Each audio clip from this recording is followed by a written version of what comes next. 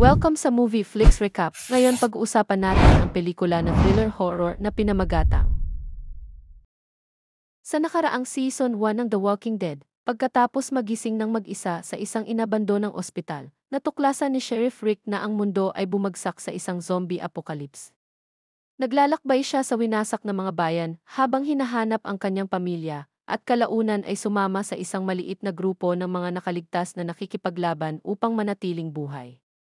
Muling nagkita ang kanyang pamilya sina Rick, Lori at Carl, ngunit tumataas ang tensyon habang ang pamumuno, moralidad at kaligtasan ay nagsisimulang magbanggaan sa loob ng grupo.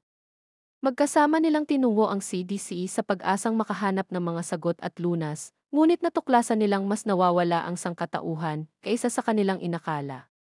Habang sinisira ng CDC ang sarili nito, muling tumatakas ang mga nakaligtas na nagtatakda ng yugto para sa mas mabagsik at mas desperadong laban para sa kaligtasan. At ngayon sa pagsisimula ng Season 2, matapos nilang makaligtas mula sa disease control, nagpasya sina Rick Grimes at ang natitirang grupo na tuluyan ng lisanin ang Atlanta.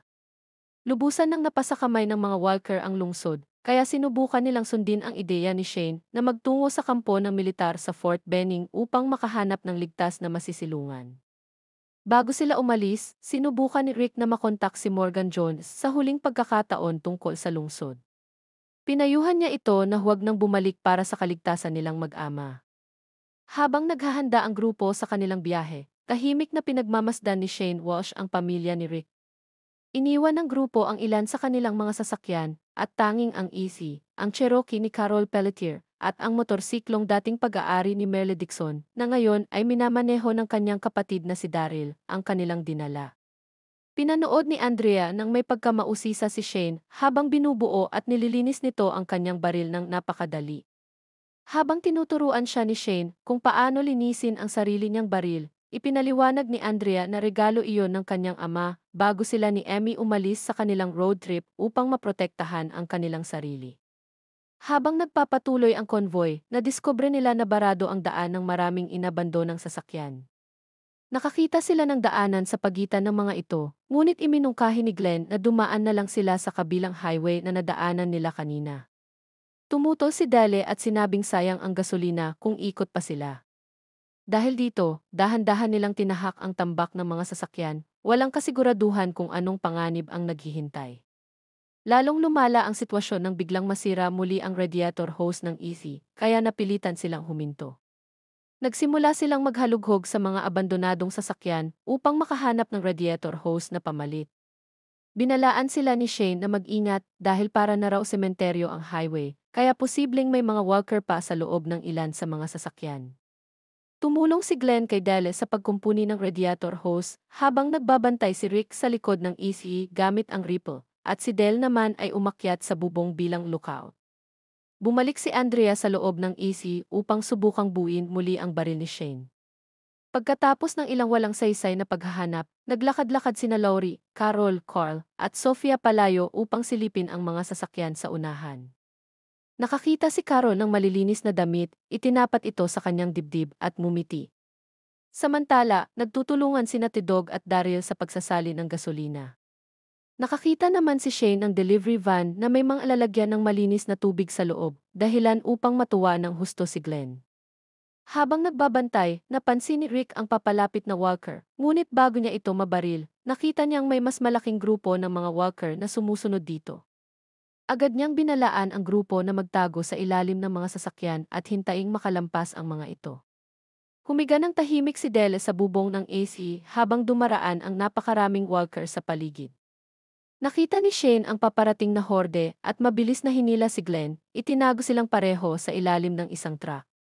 Hindi alam ni Andrea ang tungkol sa mga walker na dumaraan sa labas habang abala siya sa loob ng EC sa pagsubok na buuin muli ang baril, ngunit hindi niya ito magawa. Nang mapansin niya ang mga gumagalaw na anino sa labas ng bintana, napasigaw siya sa takot at napayuko sa sahig. Sa pagtatangkang magtago ni Tidog, aksidente niyang nasugatan ang kanyang braso sa sirang frame ng bintana, dahilan upang magdugo ito ng husto. Napansin siya ng ilang walker. Sa ilalim ng isang sasakyan sa unahan, mahinahong binabantayan ni Rick sina Carl, Sofia, Lori, at Carol habang dumaraan ang horde. Agad namang kinuha ni Andrea ang mga piraso ng baril ni Shane at nagtago sa banyo ng EC. Pumasok ang isang naligaw na walker sa loob ng EC at sinubukan ni Andrea na tahimik na buuin ang baril. Paalis na sana ang walker nang biglang mahulog ang isang piyesa ng baril sa sahig, lumilikha ng malakas na ingay. Nadinig ito ng walker at agad nitong tinunton ang kinaroroonan ni Andrea. Ipinatong ni Andrea ang kanyang mga paa sa pinto habang pilit na binubuksan ito ng walker. Nakita ni Dele ang sitwasyon ni Andrea mula sa bubong sa pamamagitan ng screen. Itinapon niya ang isang distornilyador pababa upang magamit ni Andrea. Binuksan ni Andrea ang pinto at paulit-ulit na sinaksak sa ulo ang walker gamit ang distornilyador. Samantala, halos mawala ng malay si T-Dog dahil sa sobrang pagdurugo, ngunit biglang lumitaw si Daryl mula sa likod ng sasakyan at tinakpan silang dalawa ng mga bangkay upang maitago sa mga walker. Nang tuluyang makalampas ang horde, lumabas si Sofia mula sa ilalim ng sasakyang kanyang pinagtataguan. Ngunit agad siyang napansin ng dalawang walker na naiwan sa hulihan. Hinabol siya ng mga ito papasok sa kagubatan. Agad siyang sinundan ni Rick habang pinipigilan ni Lori si Carol na sumigaw upang hindi sila marinig ng horde. Nahabol ni Rick si Sofia at tumakbo silang dalawa palayo sa mga walker. Sinabi niya sa bata na lalayo siya upang iligaw ang mga walker. Binigyan niya ito ng tagubilin na kung sakaling hindi siya makabalik, bumalik siya sa highway. Sinabi rin niyang maghintay ito sa tabi ng sapa bago siya tumakbo palayo para patayin ang mga walker gamit lamang ang bato. Isa-isa niyang napatay ang mga ito. Ngunit nang bumalik siya sa sapa, wala na si Sofia. Bumalik si Rick kasama sina Daryl, isang bihasang taga-subaybay, Shane, at Glenn upang hanapin si Sofia. Nagtanong si Shane kung sigurado siyang naintindihan ni Sofia ang kanyang sinabi. Siniguro ni Rick na alam ni Sofia ang direksyon na kanyang tinukoy. Sinundan ni Daryl ang mga bakas ni Sofia at sinabi niyang tama naman ang daan nito pabalik sa highway, ngunit bigla itong lumihis sa ibang direksyon. Habang patuloy na naghahanap sina Rick at Daryl sa kagubatan para kay Sofia, bumalik naman sina Shane at Glenn sa kalsadang barado ng trapiko upang subukang mapanatiling kalmado ang grupo at bigyan sila ng mga gawain sa mga inabandonang sasakyan. Kapag nalinis ang daan, maaari nilang paandarin muli ang EC kapag naayos na ito at bumalik sa bypass na tinandaan ni Glenn sa mapa. Ipinaliwanag nila na maaari na nilang iwasan ang baradong kalsada ngayon na may sapat na silang gasolina. Habang pinaplano ng grupo ang pag-alis sa highway, nag-aalala si Carol at iginiit na dapat ay lahat sila ay tumutulong sa paghahanap sa anak niyang si Sofia. Tiniyak naman ni Lori na hindi nila ito iiwan. Nakakita si Carl ng koleksyon ng mga matutulis na sandata at mga gamit sa kandungan ng nabubulok na bangkay sa loob ng isang pickup truck at masayang ipinakita ito kay Shane. Ngunit agad siyang binaliwala ni Shane habang abala ito sa pag-aayos ng kotse. Napansin ito ni Lori at pinaalalahanan si Shane na huwag ibaling kay Carl ang kanyang sama ng loob. Tumakbo si Carl upang ibigay ang mga kutsilyo kay Dale at nang harapin ni Lori si Shane, inamin nitong aalis na siya. Sinabi niyang dinadala pa rin niya ang bigat ng nangyari sa at balak niyang umalis mag-isa sa lalong madaling panahon. Nahanap muli ni Daryl ang bakas ni Sofia at pinangunahan si Rick sa gubat. Nakapatay sila ng isang walker at sinuri ni Rick ang balat sa ilalim ng kuko at ngipin nito. Nakakita siya ng laman kaya sinubukan niyang hiwain ito, ngunit pinigilan siya ni Daryl na mas sanay mangaso. Binuksan ni Daryl ang tiyan ng walker at natuklasang isang woodchuck lamang ang kinain nito. Pinapatahan ni Andrea si Carol habang palubog na ang araw at hindi pa rin bumabalik si Sofia sa highway. Pagkatapos noon, humingi siya kay Dale ng kanyang baril. Tumanggi si Dale dahil natatakot siyang magpakamatay si Andrea at sinuportahan siya ni Shane. Labis na nalungkot si Carol sa ideyang mag-isa si Sofia sa gubat sa gabi, ngunit tiniyak ni Daryl at Rick na hahanapin nila ito kinaumagahan. Kinabukasan, inarmasan ni Rick ang grupo at muli na namang humiling si Andrea ng kanyang baril, ngunit tinanggihan siya ng iba dahil natatakot silang gamitin niya ito laban sa sarili. Hinarap ni Andrea si Dale sa harap ng lahat at galit na sinabing inalisan siya nito ng tanging paraan para mamatay ng mapayapa. Sinabi niyang ninakaw ni Dale ang karapatang pumili para sa sarili sa pamamagitan ng pagpilit na iligtas niya ito. Iniwan ng grupo sina Dale at Tidog na may benda na ang braso sa ifi at nagtungo sa gubat para hanapin si Sofia. Habang tumatagal ang araw, napagod sila sa walang saysay na paghahanap. Natagpuan nila ang isang kampo kung saan nagpakamatay ang isang lalaki na tanging baril lang ang naiwan. Sa ithi, nagbabantay si Del gamit ang binoculars at tinanong siya ni Tidog kung bakit hindi pa rin inaayos ang radiator hose para makaalis na sila kapag bumalik ang grupo. Sinabi ni Dale na inayos na niya ito kahapon pa, ngunit sinasadya niyang huwag sabihin para manatiling buo ang grupo sa paghahanap kay Sofia.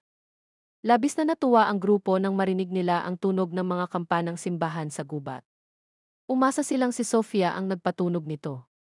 Tumakbo sila papunta sa pinanggalingan ang tunog at nakakita ng maliit na Baptist church, ngunit sinabi ni Shane na hindi iyon ang tamang simbahan dahil wala itong tour.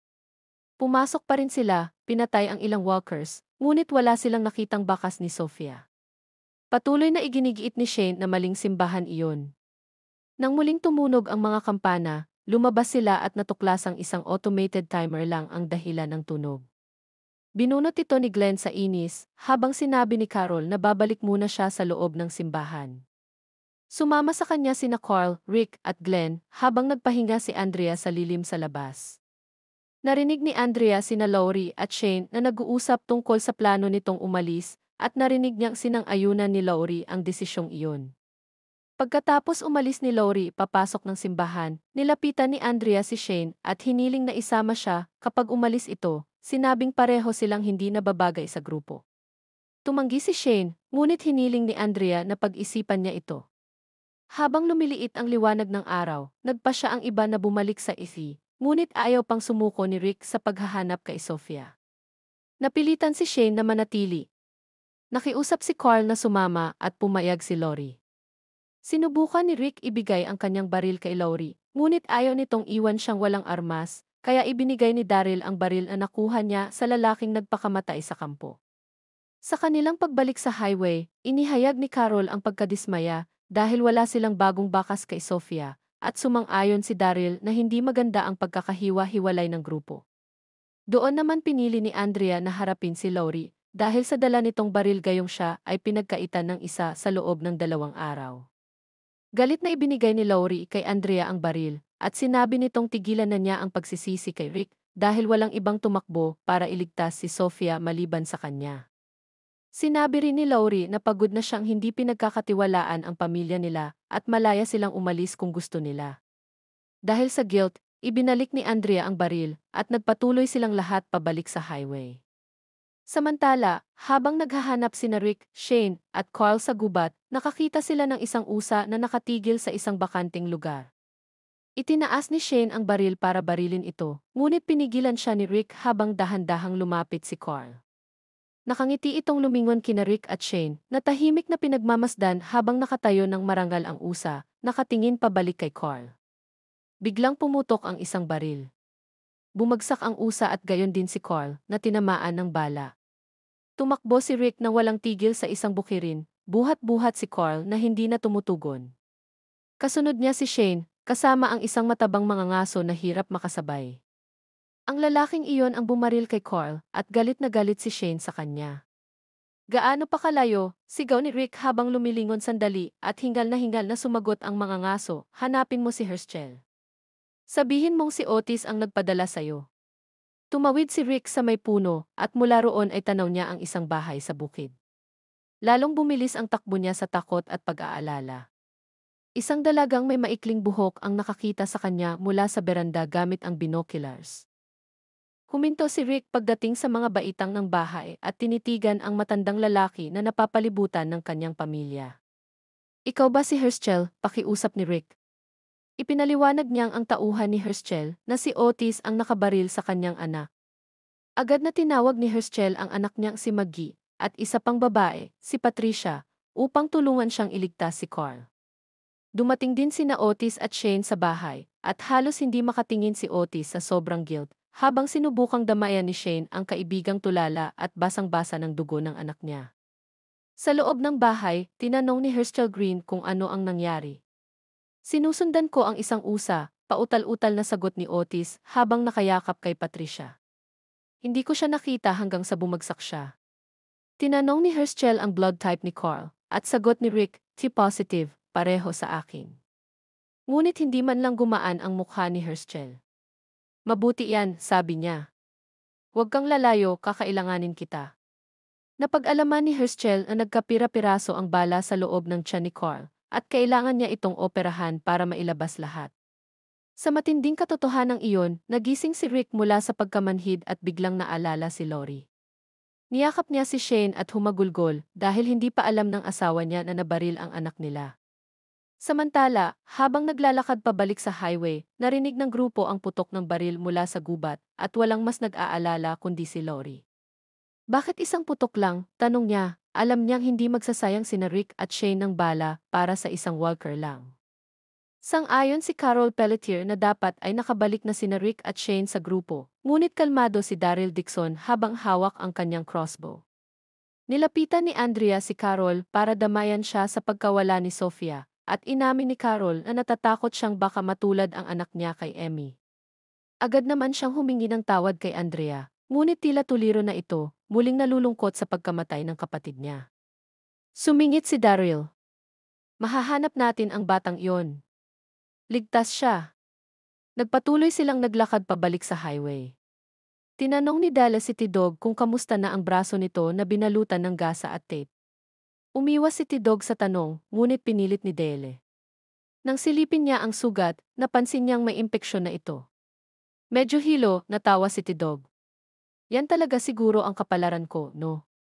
Wasak na ang mundo, bumangon ang mga patay para kainin ang mga buhay, tapos si Theodore Douglas mamamatay lang dahil sa hiwa sa braso.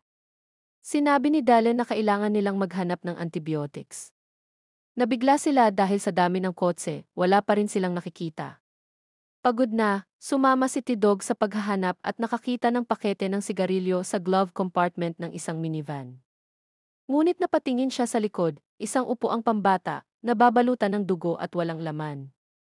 Napatigil siya, nanginginig, habang nakasabit pa ang sigarilyo sa labi. Sa bukid, sinisisi ni Rick ang sarili sa nangyari kay Carl habang abala si Herschel sa pagsagip sa buhay ng bata.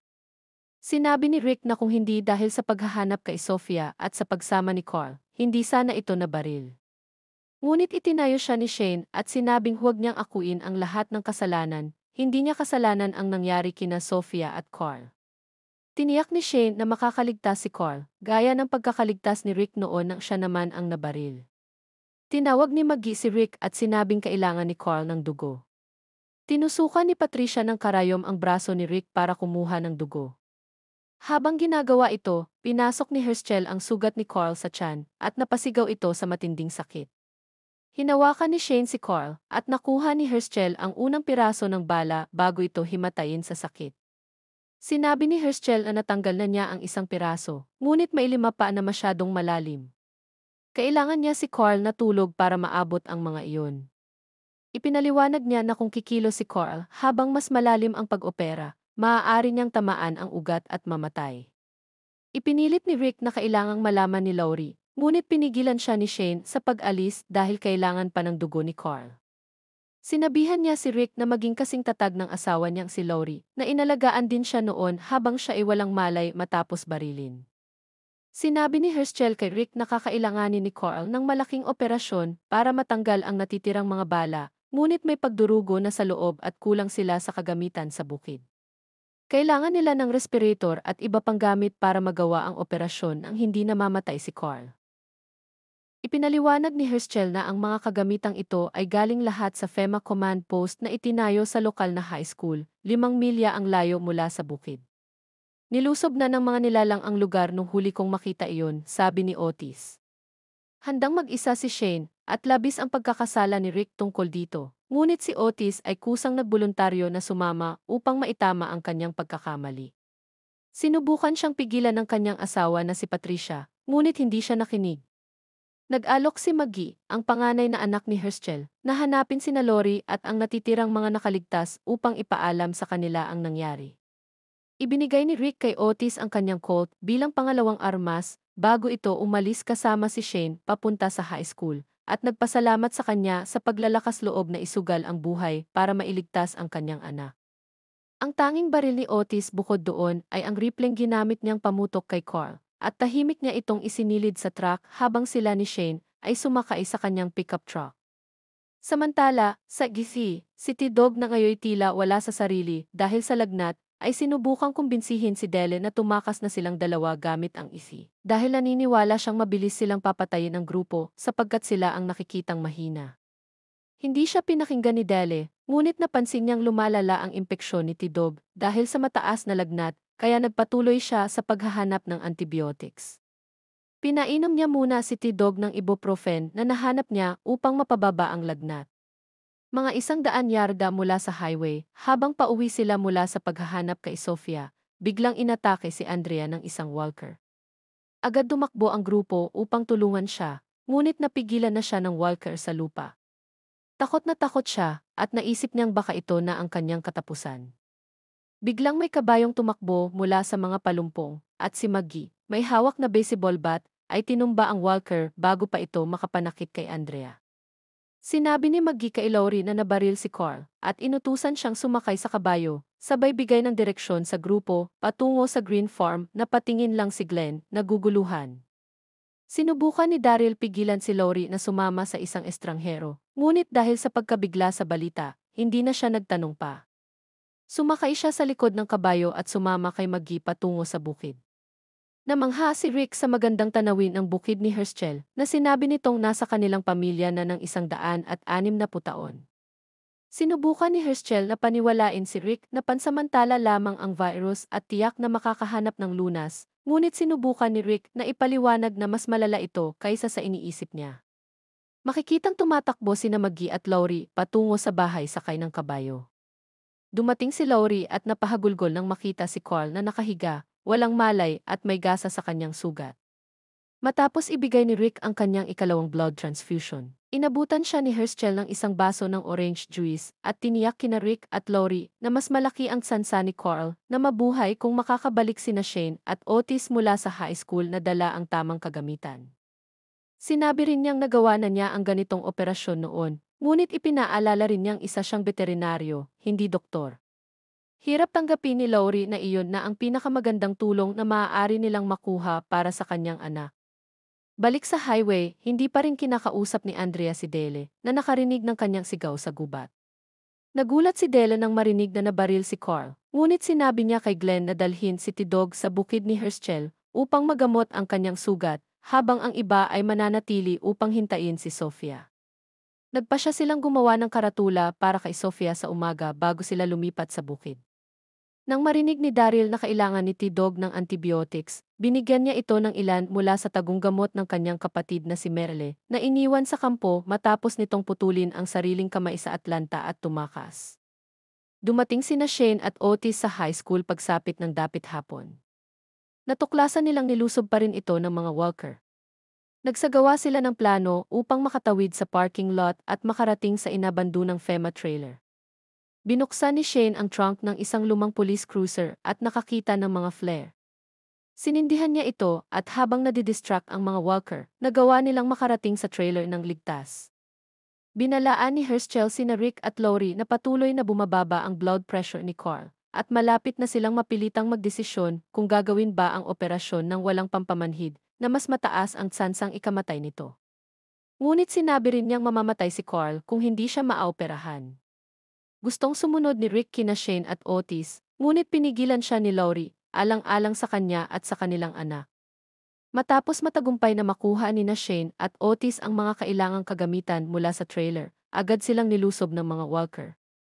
Agad nilang nilock ang sarili sa loob ng paaralan gamit ang cotter pin sa sliding gate, na patuloy namang yumanig dahil sa napakaraming walker na pilit pumapasok. Si Rick at Laurie ay matiisin na nag-aantay sa tabi ng kama ni Carl para sa pagbabalik ni na Shane at Otis mula sa FEMA command post sa lokal na high school upang maisagawa ni Herschel Green ang operasyon na magliligtas sa buhay ng kanilang anak.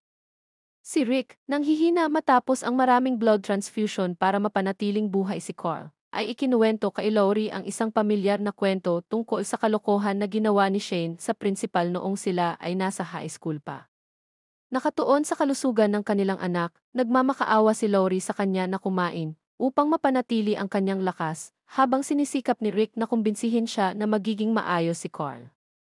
Sa isi, Umiiyak si Carol dahil sa pagkawala ni Sofia sa silid-tulugan na nagdudulot ng sama ng loob kay Daryl at patuloy namang sinusubukan ni Andrea na buuin ang isang baril, ngayon gamit ang kay Daryl at mas mahusay na ginagawa ito. Binihisan siya nito ng baril nang magpasya siyang lumabas upang hanapin si Sofia. Wala nang ibang magagawa, nagpasya si Andrea na sumama sa kanya. Nang subukang pigilan ni Nadale ang kanilang paglabas sa gitna ng gabi, pinatahimik siya ni Andrea habang sila ni Daryl ay pumasok sa gubat. Si Otis at Shane, na buo pa ang buhok, ay nakarating sa auditorium ng high school at sa mga bleachers. Napag-alaman nilang hindi pa rin nila kayang takbuhan ang mga walker dahil napakarami. Nang makita ni Shane ang isang bintana at iminungkahi na subukang tumalon dito, tinanggihan ni Otis ang ideya dahil sa kanyang laki. Sinabi niya kay Shane na subukan na lamang ang bintana nang mag-isa habang dinidistract niya ang mga walker papunta sa locker rooms. Sabi niya na mas malalaki ang mga bintana doon at mas madali siyang makakaalis. Nagtagumpay ang plano ni Otis at nagawa niyang ilayo ang karamihan ng mga walker mula sa auditorium, umaatungal at inaabot siya habang sila ay naglalakad, habang si Shane ay nagpaputok sa mga patay mula sa itaas ng bleachers. Nakatawid si Shane sa bintana at halos makalabas, ngunit may isang walker na umakyat sa bleachers at inaabot siya sa pamamagitan ng basag na frame ng bintana. Kinuha niya ang kanyang baril at pinutok ang walker, ngunit nawala ang hawak niya sa bintana at nahulog ng 2 palapag pababa, tumama ng mabigat sa kanyang bukong-bukong. Dumating sina Glenn at Tidog sa bukid at kinakabahan na pinag-uusapan kung dapat bang kumatok. Hindi sila kumatok sa pintuan ng sinuman sa loob ng ilang buwan, ngunit nagulat silang makita si Maggie Green na nakaupo sa madilim na sulok sa porch, nakikinig sa kanilang usapan. Isinara niyo ba ang gate sa kalsada nung pumasok kayo? Tanong niya, at tumango si Glenn. Ngumiti si Maggie at inimbitahan sila sa loob, kung saan nakita nila sina Rick at Laurie sa tabi ni Carl, kasama si Herschel. Sinabi ni Herschel na masyadong matagal na sina Shane at Otis at lumalala na ang kalagayan ni Carl. Ipinaalam niya kina Rick at Laurie na maaaring kailanganin niyang isagawa ang operasyon ng walang kagamitan at kailangan nilang gumawa ng desisyon sa lalong madaling panahon. Pinag-usapan ito ng dalawa at nagtataka si Laurie kung baka mas mabuti pang patayin na lamang si Carl, ngunit ayaw itong marinig ni Rick. Tinanong niya siya kung ano ang nagbago mula sa fee noong inalok sila ni Jenner ng paraan upang makalabas. Naalala niya kung paano nagpakamatay si Jackie. Umiiyak si Laurie, siguro hindi na ito mundo para sa mga bata. Nabubuhay tayo na parang may kutsilyo sa ating lalamunan bawat segundo ng bawat araw. Nagmakaawa siya na bigyan siya ng dahilan kung bakit mas mabuting mabuhay, ngunit nagpa siya pa rin si Rick na ipaglaban ang kanyang anak. Habang nakikipaglaban si Shane para sa kanyang buhay sa paaralan, pilay, nagpaputok siya sa iba't ibang walker, ngunit malapit nang mapalupig nang iligtas siya ni Otis mula sa papalapit na mga walker. Kahit na naubos na nila ang kanilang huling bala sa rifle, nagsimulang pilay na silang lumayo habang hinahawi ng mga walker ang mga bakod. Gumising si Carl ng sandali at excited na ikinuwento ang nakita niyang usa, ngunit nagkaroon siya ng seizure. Bumaba ang kanyang blood pressure, at desperado si Rick na mag-alok ng isa pang transfusion. Ayaw ni Herschel kunin pa ang dugo ni Rick, baka siya mahulog sa coma o magka-cardiac arrest, ngunit sinimulan pa rin niyang ilabas ang kanyang kagamitan. Ito lamang ang paraan upang mapanatiling buhay si Carl hanggang sa makabalik sina Shane at Otis. Habang naghahanap sa madilim na gubat, ikinuwento ni Daryl kay Andrea ang oras na siya ay nawala sa kagubatan noong bata pa siya. Habang pinag-uusapan nila ang tsansa ni Sofia, may pag-asa si Daryl, wala si Andrea. Nakakita sila ng walker na nakasabit sa puno, ngipin ng mga paa niya ay kinain ng mga walker. Nagpakamatay ito at nag-iwan ng sulat, na kinagat, mundo ay guguho at mas mabuti ng sumuko. Tumawa si Daryl na sinabi, hindi alam kung paano barilin ang sarili sa ulo. Gusto ni Daryl na iwanan na lang at huwag sayangin ang pana, pero si Andrea, na nadismaya, ay hinihiling sa kanya na patayin ito. Pinatay ni Daryl ang walker kapalit ng pagtatanong kay Andrea kung gusto niyang mabuhay, ngunit sinabi niya na hindi niya alam kung kailangan niyang mabuhay, gusto niyang mabuhay, o kung ito ay nakasanayan na lang.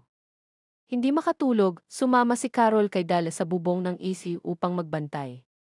Nakikita niya na nag-aalala si Dale tungkol kay Andrea, at sinisikap niya itong aliwin, pero iniwan siya ni Dale sa bubong, iniabot ang isang replay na malinaw na hindi niya alam kung paano gamitin. Sa farmhouse, abala si Patricia sa pananahi ng braso ni Tidog habang sinusubukang ipanalangin ni Glenn ang kaligtasan ni Carl bago siya pinutol ni Maggie sa harap ng porch. Hindi pa siya kailanman nakapagnilay at pinag-uusapan nila ni Maggie kung umiiral nga ba ang Diyos bago siya bumalik sa loob para iwan siya mag-isa. Sinabi niya sa kanya, malaya kang maniwala sa Diyos, pero kailangan mong ayusin ito sa kahit anong paraan, anuman ang mangyari. Habang natutulog si Carl, bumalik si Rick sa kanyang pag-uusap kay Laurie. Iniwan siyang nagtataka kung sulit pa bang mabuhay sa mundong ito at kailangan siyang bigyan ng dahilan ni Rick upang magpatuloy. Sinabi niya na ang pag-alala ni Carl sa kagandahan ng USA nang magising siya ay nagsabi sa kanya na may mundo pa rin doon para sa kanila. Ngunit ang huling transfusion ay hindi sapat at nagawang kumbinsihin ni Rick si Laurie na payagan si Herschel na isagawa ang operasyon ng walang anesthetic. Hinila ni Patricia ang tabing ng table lamp habang ini-sterilize ni Herschel ang kanyang kagamitan at inilagay nila si Carl sa metal tray. Hahanda na siyang magsimula nang pumasok ang pickup sa driveway, ang mga ilaw ay sumisinag sa bintana. Nang magsiyasat ang grupo, natagpuan nila si Shane na bumalik na may dala ng mga kagamitan ngunit wala si Otis. Tahimik at tila gulat si Shane. Sinabi niya sa kanila na na-overrun sila at inangkin na isinakripisyo ni Otis ang sarili para makatakas siya.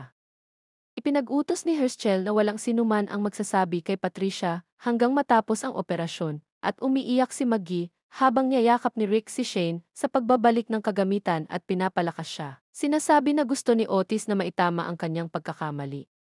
Ligtas na bumalik sina Daryl at Andrea sa isi nang wala si Sophia. Umiiyak si Carol sa kanyang pagbalik sa kama at pinigilan ni Del si Andrea bago siya pumasok sa gabi. Humihingi siya ng paumanhin sa paggawa ng mga desisyon para sa kanya at ibinalik ang kanyang baril. Dagdag pa, maaari ko pa ring tanungin. Pakiusap, wag mo akong ipagdadalamhati. Ako na ang magbabantay, sabi ni Andrea at tinanong siya kung pinapatawad siya. Huminto siya bago umakyat sa hagdan patungo sa ihi at sinabi, sinusubukan ko. Aliwin ni Glenn si Maggie sa pagkawala ni Otis at ikinuwento niya tungkol sa kanyang stepmother at stepbrother na parehong naging walker.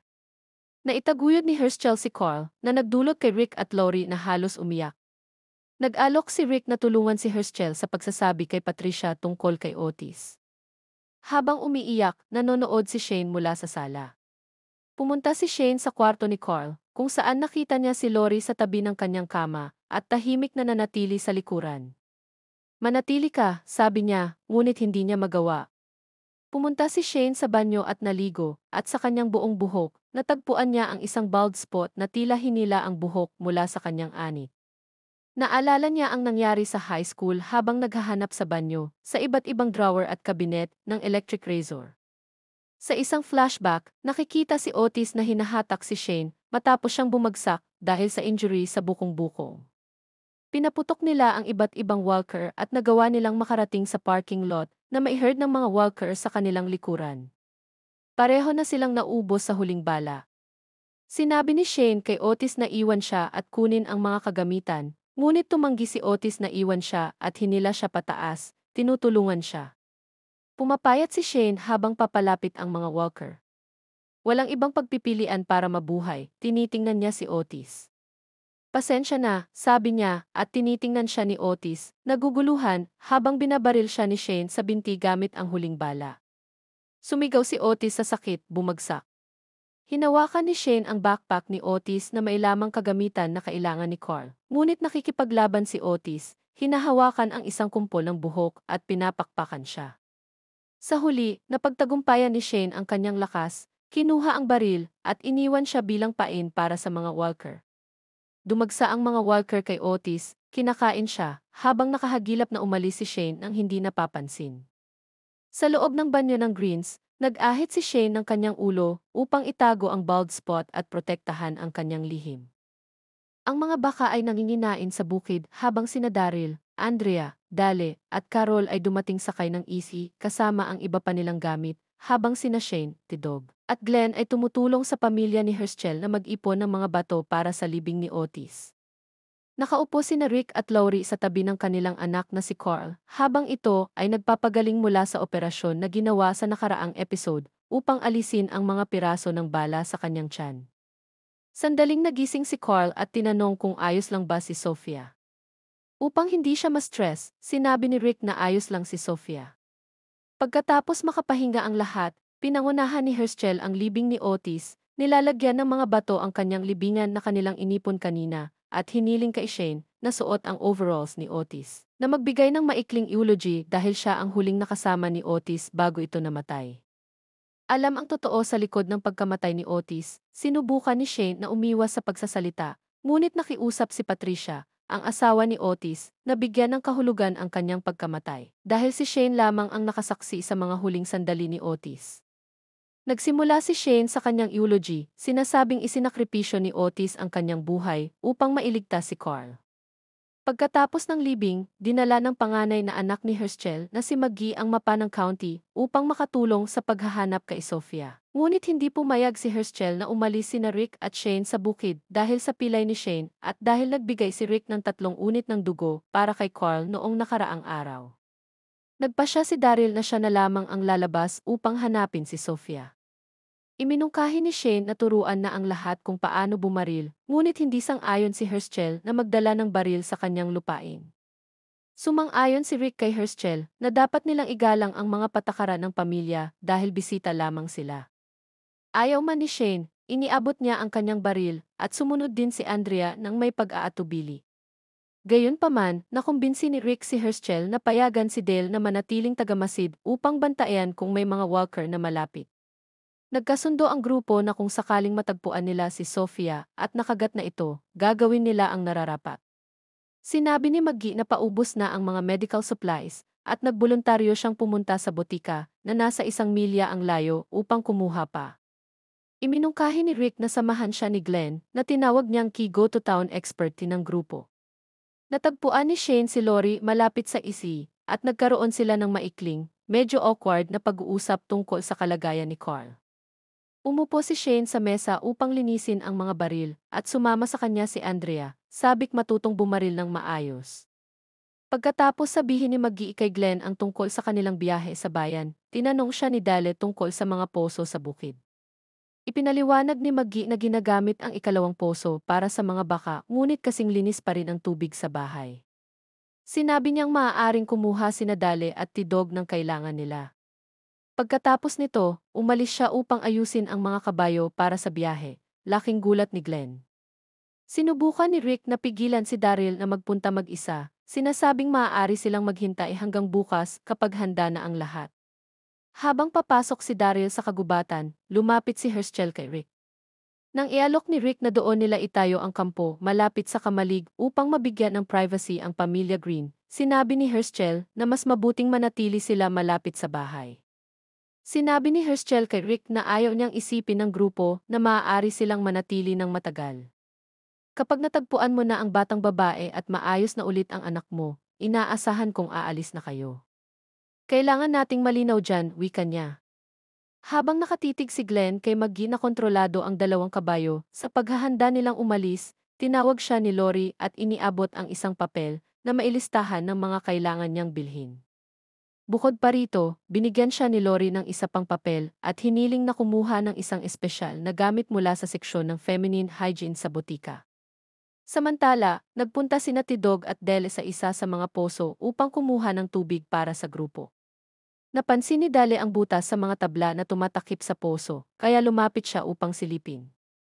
Natigilan siya nang marinig ang tunog ng tubig na humahalo sa mga ungol ng isang walker. Tinitigan niya si Tidog na papainom na sana ng tubig, ngunit pinigilan niya ito at itinapon ang tabo sa lupa, sabay sabing huwag itong inumin. Naguguluhan si Tidog habang lumalapit sina Glenn, Maggie, Andrea, Lori at Shane upang silipin.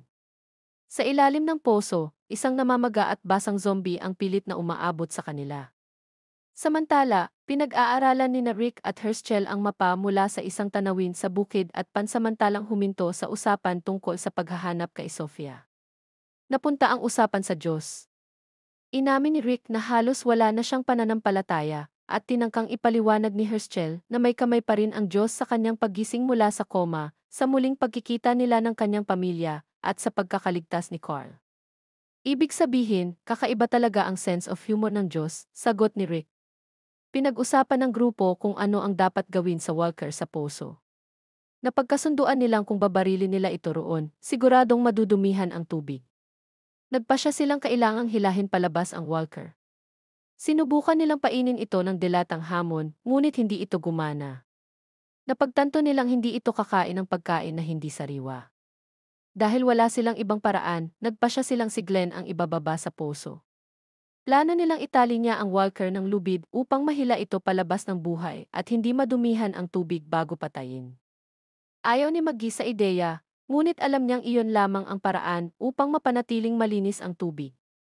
Pinanood niya habang dahan-dahang ibinababa ng grupo si Glenn gamit ang lubid na nakakabit sa water pump. Halos magtagumpay si Glenn na itali ang nilalang ang hindi ito napapansin, ngunit biglang bumigay ang pump dahil sa bigat niya. Nahulog siya sa abot ng Walker na ngayoy alerto at desperado. Sumigaw si Glenn sa grupo na hilahin siya. Sa huli, nagawa nilang hilahin siyang pataas, nanginginig at natatakot. Habang ang iba ay akala ay nabigo sila, ngumiti si Glenn at ipinakita na nagawa pa rin niyang itali ang Walker sa lubid sa gitna ng kaguluhan. Natagpuan ni Daryl ang isang abandonadong bahay sa gubat at napansin niyang kamakailan lang kinain ang isang lata ng sardinas. Nakakita rin siya ng pansamantalang higaan sa loob ng aparador, sapat lang para sa isang batang tulad ni Sofia. Tinawag niya ang pangalan ni Sofia habang lumalabas, ngunit natigilan siya sa harap ng isang pares ng puting bulaklak sa damuhan. Sa bukid, hinihila ng grupo ang Walker palabas ng poso, ngunit dahil namaga ito sa tubig, naiipit ito sa gilid ng butas. Nang hilahin nila ng mas malakas, naputol ito sa kalahati. Bumagsak pabalik sa poso ang ibabang bahagi ng katawan at karamihan sa mga laman loob nito. Sa pagkadismaya, ibinuhos ni Tidog ang kanyang inis sa pamamagitan ng pagsira sa ulo ng Walker gamit ang pickaxe. Nagpasya ang grupo na selyuhan na lamang ang poso. Pumunta sina Shane at Andrea sa highway upang damayan si Carol, na buong araw nang naghihintay malapit sa isang sasakyang may nakasulat na mensahe sa windshield at may mga pagkaing inialay para kay Sofia. Nawawalan na ng pag-asa si Carol na buhay pa si Sofia at ayaw nang makarinig ng mga salitang pampalakas ng loob.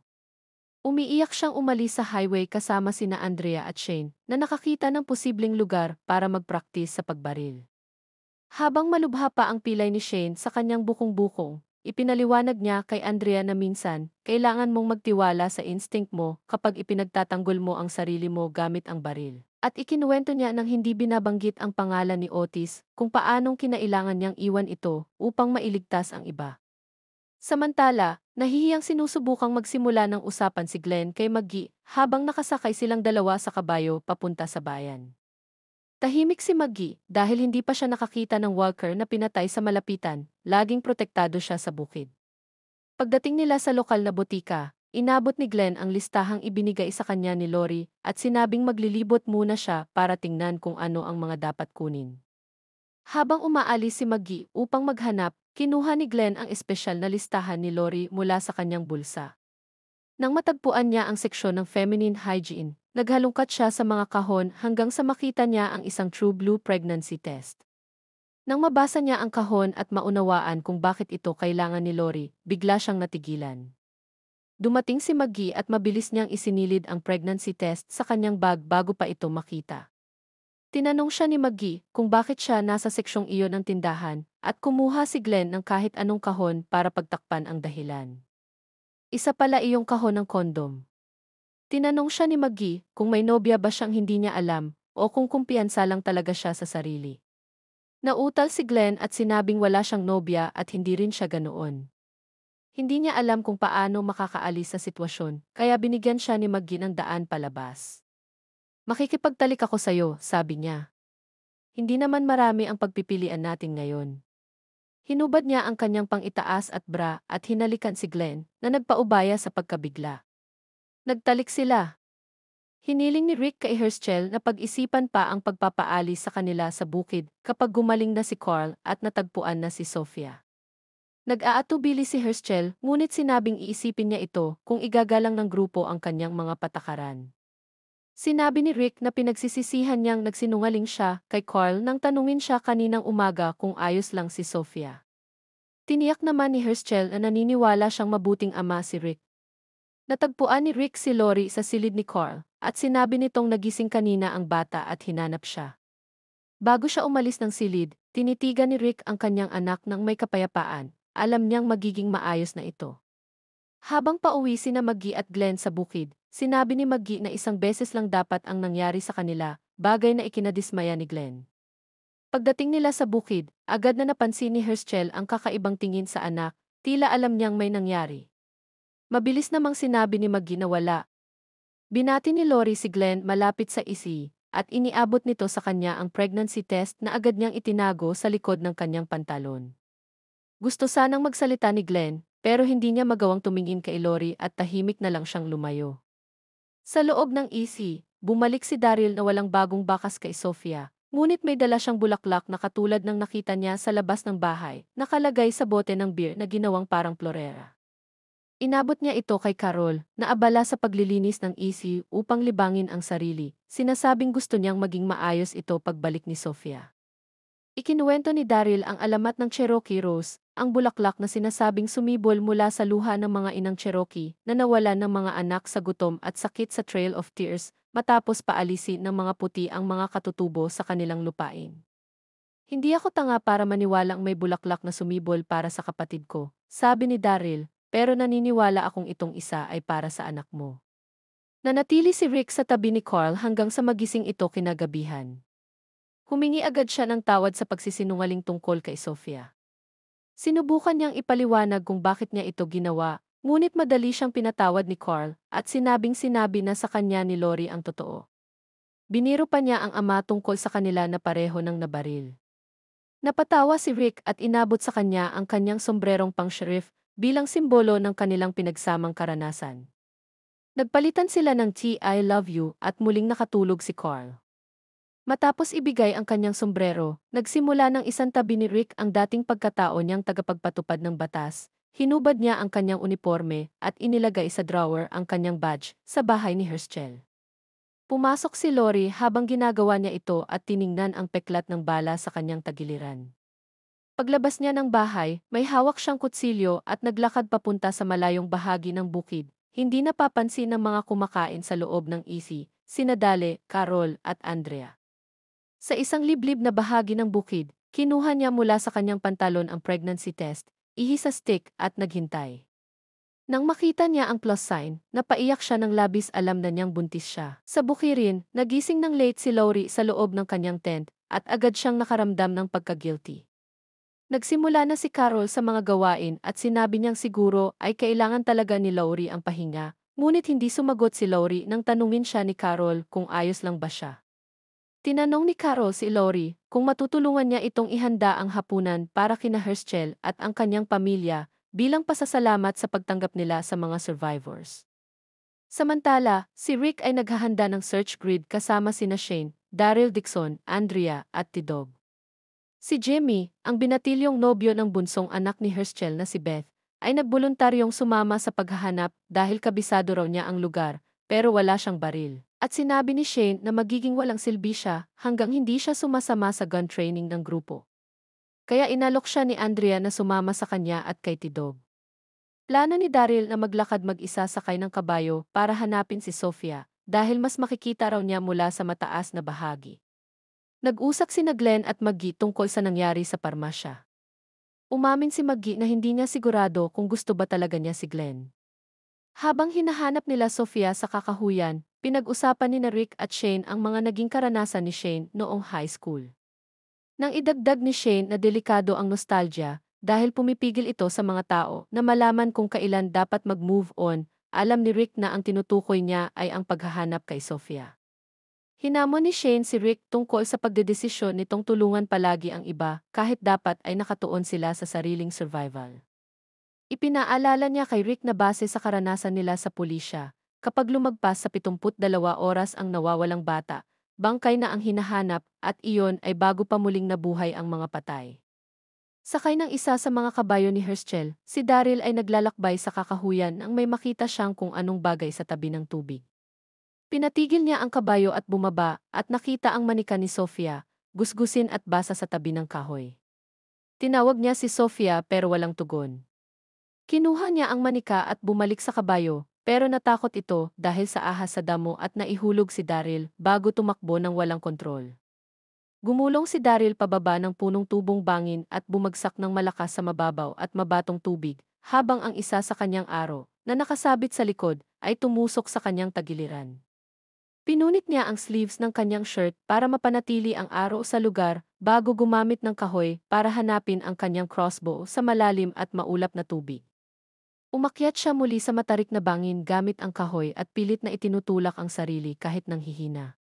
Sinubukan niyang akyatin pa ang bangin, pero nadulas siya at muling nahulog papunta sa lawa. Sa bukirin, hinarang ni Glenn si Lori sa mga tent at kinumpirma niyang buntis ito. Nakiusap si Lori na huwag itong sabihin kanino man. Nagulat si Glenn na hindi pa niya sinasabi kay Rick, pero agad siyang nawala nang dumating sina Rick at Shane mula sa kakahuyan na wala si Sofia. Sa isang tingin pa lang ni Lori, alam niyang may mali. Sinabi ni Rick kay Lori na gusto ni Shane itigil ang paghahanap at iniisip nitong pinapahina ng mabuting intensyon ni Rick ang grupo. Ngunit tiniyak ni Lori na kung si Carl iyon, gugustuhin niyang malaman ang katotohanan anumang mangyari na walang kahit anong malamboti sa mga desisyong kailangan niyang gawin sa bagong mundo nila. Pinutol sila ni Beth upang sabihin gusto silang kausapin ni Herschel. Natagpuan ni Rick si Herschel sa tabi ng generator at sinabi nito kay Rick na kinuha ni Daryl ang isa sa kanyang kabayo nang walang pahintulot. At sinabi ni Rick na naniwala siya kay Jimmy nang sabihing pumayag si Herschel na sumama siya sa kakahuyan pero hindi rin pala iyon pinayagan. Inamin ni Rick na kailangan nilang pagandahin ang komunikasyon at hiniling ni Herschel na gawing simple lang. Kontrolin ko ang mga tao ko, kontrolin mo ang mga tao mo. Duguan at bugbog, nagising si Daryl sa ilalim ng bangin at nakita niya ang kanyang kapatid na si Merle Dixon na nakatayo sa ibabaw niya. Sinasabing sinasayang niya ang oras sa paghahanap ng isang batang babae pero hindi hinahanap ang sariling kapatid. Sinabi ni Daryl na bumalik sila ni Rick sa Atlanta para sa kanya, pero wala na siya doon at hindi makapaniwala si Merle na pinag-uusapan niya ang parehong Rick na gumawa sa kanya na putulin ang sariling kamay. Sa kalituhan ni Daryl, napansin niya na ang kanang kamay ni Merle, na huli niyang nakita sa loob ng backpack ni Glenn, ay nakakabit ng buo sa braso nito, kaya natiyak niyang isang guni-guni lang ito. Tiniyak ni Merle kay Daryl na walang sinuman sa grupo ni Rick ang magmamalasakit sa kanya tulad ng ginagawa niya.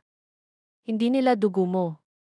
Bumalik ka roon at barilin mo sa mukha ang kaibigan mong si Rick para sa kin, sabi niya, habang sinisigawan siyang tumayo at tinatakot na tatadyakan niya ang mga ngipin nito. Pero hindi si Mele ang tumatadyak at naglaho ang guni-guni nang makita niyang isang walker ang humihila sa kanyang paa at nagising ang isip niya para sipain ito. Kinuha niya ang kanyang kahoy at binasag ang ulo ng walker at may pangalawa pang walker na lumitaw mula sa damuhan. Nakuha pang bunuti ni Daryl ang natitira niyang arrow mula sa sugat at ikarga sa kanyang crossbow bago pa siya masunggaban ng walker. Umalis siya sa bangin, sumasang-ayon sa lahat ng sinabi ng kapatid sa kanyang guni-guni. Pinutol niya ang mga tenga ng mga walker at ginawa itong kwintas bago ipagpatuloy ang pag-akyat. Muli siyang inasar ni Merle habang papalapit siya sa tuktok ng bangin. Ang mga pang-aasar ang tumulong kay Daryl na marating ang itaas, pinalakas nito ang kanyang galit at determinasyon. Nang sabihan siya ni Merle na siya lamang ang nag-alaga sa kanya, sumagot si Daryl, ang laki ng sinasabi mo, pero hindi ka naman nandyan. Hindi ka nandito ngayon. Naabot ni Daryl ang tuktok ng bangin at naglaho ang imahe ni Merle. Sina Lori, Carol, Beth at Patricia ay naghahanda ng hapunan sa kusina ng farmhouse. Sinabi ni Carol na hindi niya akalaing magiging masaya siya na makakita ng potato peeler, habang sinabi naman ni Lori na tuwang-tuwa siyang hindi na sila muling mag-ihaw ng squirrels sa apoy ngayong gabi. Ngunit ang presensya nila sa kusina ay nakainis kay Herschel.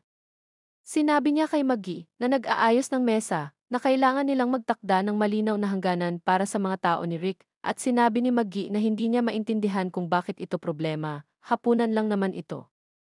Napailing siya, nababahala. Tinanong niya tungkol sa Asian boy. Sinabi niya kay Glenn na kaibigan lang at hiniling nitong huwag siyang hayaang habulin pa siya tulad ng ginagawa niya kay Beth at Jimmy. Sagot ni Maggie na hindi na siya 16 na at hindi na niya kailangang habulin pa. Sinabi niyang huwag siyang lumapit dito, paalala na hindi mananatili ng pangmatagalan ang mga survivors. Si Andrea ay nakaabang sa ibabaw ng EC, ay hawak na rifle at binabantayan ang bukirin. Ayoko nang maglaba, Dale. Pumasok si Dale sa loob ng EC, kung saan niya nakita si Glenn na isinusoli ang isa sa kanyang mga libro. Tinanong ni Glenn kung sa tingin ni Dale ay may menstruation si Andrea. Habang pinapakalma siya ni Dale at pinapaihinay ang boses, sinabi ni Glenn na lahat ng babae ay parang kakaiba ang ikinikilos sa kampo, at nabasa raw niya dati na pagmatagal na magkasama ang mga babae, sabay-sabay ang nagiging cycle nila. Nang tanungin niya tungkol kay Lori, umatras si Glenn, ngunit kalauna iinamin kay Dale na nagtalik sila ni Maggie, pero ayaw na raw siyang kausapin ito ngayon. Pinagalitan siya ni Dale dahil hindi niya pinag-isipan dahil ama ni Maggie ang kanilang host, pero sagot ni Glenn na ginawa niya iyon dahil pwede siyang mamatay kinabukasan. Tumigil si Dale, ngunit umalis si Glenn na halatang nadidismaya. Napansin ni Andrea ang isang nag-iisang walker na lumilitaw mula sa kakahuyan. Tumingin siya gamit ang binoculars at tumama ang sikat ng araw sa lente, at sinabi niya, kaya ko siyang tamaan mula rito. Inutusan siya ni Rick na ibaba ang baril, at sinabi ni Shane, mas mabuti pang kami na ang humawak niyan. Sinabi ni Rick na gusto ni Herschel na siya ang humawak sa walkers na papasok sa lupa niya, ngunit sina Shane, Tidog, at Glenn ay kumuha ng mga armas at tumakbo papunta sa kakahuyan. Sumunod si Rick na may hawak na baril. Ngunit paglapit nila sa sinasabing walker, napagtanto nilang si Daryl pala iyon, nababalutan ng putik at dugo. Nakiusap si Dale kay Andrea na huwag siyang bumaril, pero sinabi nitong umurong siya. Tinitigan ng mga lalaki, sinabi ni Daryl kay Rick, ikatlong beses mo nang tinutok yan sa ulo ko. Pipindutin mo ba o hindi?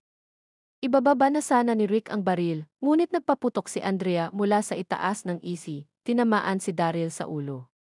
Nagsigaw si Rick sa takot at nanlumo si Andrea. Sina Lori, Carol, at ang pamilya ni Herschel ay tumakbo mula sa farmhouse nang marinig ang putok, at nagtanong kung ano ang nangyayari. Nagbibiro lang ako, bulong ni Daryl bago siya nawalan ng malay, ang bala ay dumaplis sa kanyang sentido. Sina Dale at Andrea ay tumakbo papunta sa mga lalaki sa bukid, at nakiusap si Andrea na hindi patay si Daryl. Binuat ni Rick at Shane si Daryl pabalik sa bahay, at itinuro ni Glenn na maisuot si Daryl ng mga tenga. Isinilid ni Rick ang kwintas sa bulsa at sinabihan ang grupo na huwag itong ipagsabi. Natagpuan ni Tidog ang manika ni Sofia sa mga gamit ni Daryl at tinitigan nila ito. Hindi alam ni Rick kung senyales ba ito ng pag-asa o kabaligtaran. Sa loob ng farmhouse, tinanong ni Rick si Daryl tungkol sa manika habang ginagamot ni Herschel ang kanyang mga sugat at binanggit na hindi niya akalaing mauubos nila agad ang antibiotics. Naiinis pa rin siya dahil kinuha ni Daryl ang kabayo niya na nawawala ngayon. Siguro nahulog niya iyon habang tumatawid sa creek, paliwanag ni Daryl na nagbawas sa kalahati ng search grid at nagbigay kay Rick ng pag-asa. Para kay Shane, hindi raw senyales iyon na buhay pa si Sofia, pero ayaw iyon pakinggan ni Rick. Narinig iyon ni Lori, at nang umalis si Rick, ipinagtanggol ni Shane ang sarili. Hindi ako nagiging salbahe, nagiging realistic lang ako. Sinabi ni Lori na maaaring hindi siya sumasang-ayon sa lahat ng desisyon ni Rick, pero mas iginagalang niya ang mga pagpili nito kaysa sa kahit kanino man sa kanilang dalawa.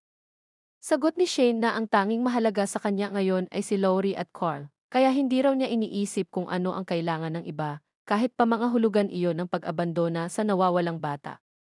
Nandidiri, iniwan siya ni Lori matapos sabihin, hindi mo na problema ang anak ko at ako.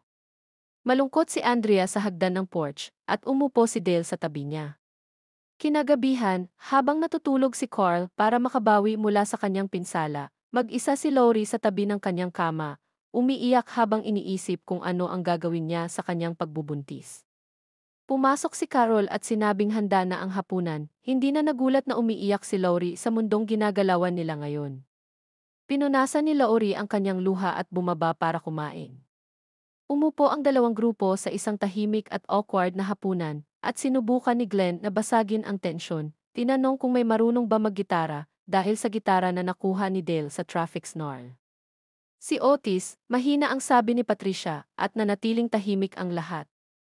Nakaupo si Glenn sa mesa ng mga bata kasama sina Beth, Jimmy, at Maggie, at palihim siyang binigyan ni Maggie ng note, "Tonight," ang nakasulat. Napangiti siya habang tinitingnan ito. Mabilis siyang nagsulat pabalik at narinig ito sa buong dining room dahil walang sinuman ang nagsasalita. Hindi natuwa sina Herschel at Dale habang nakatingin.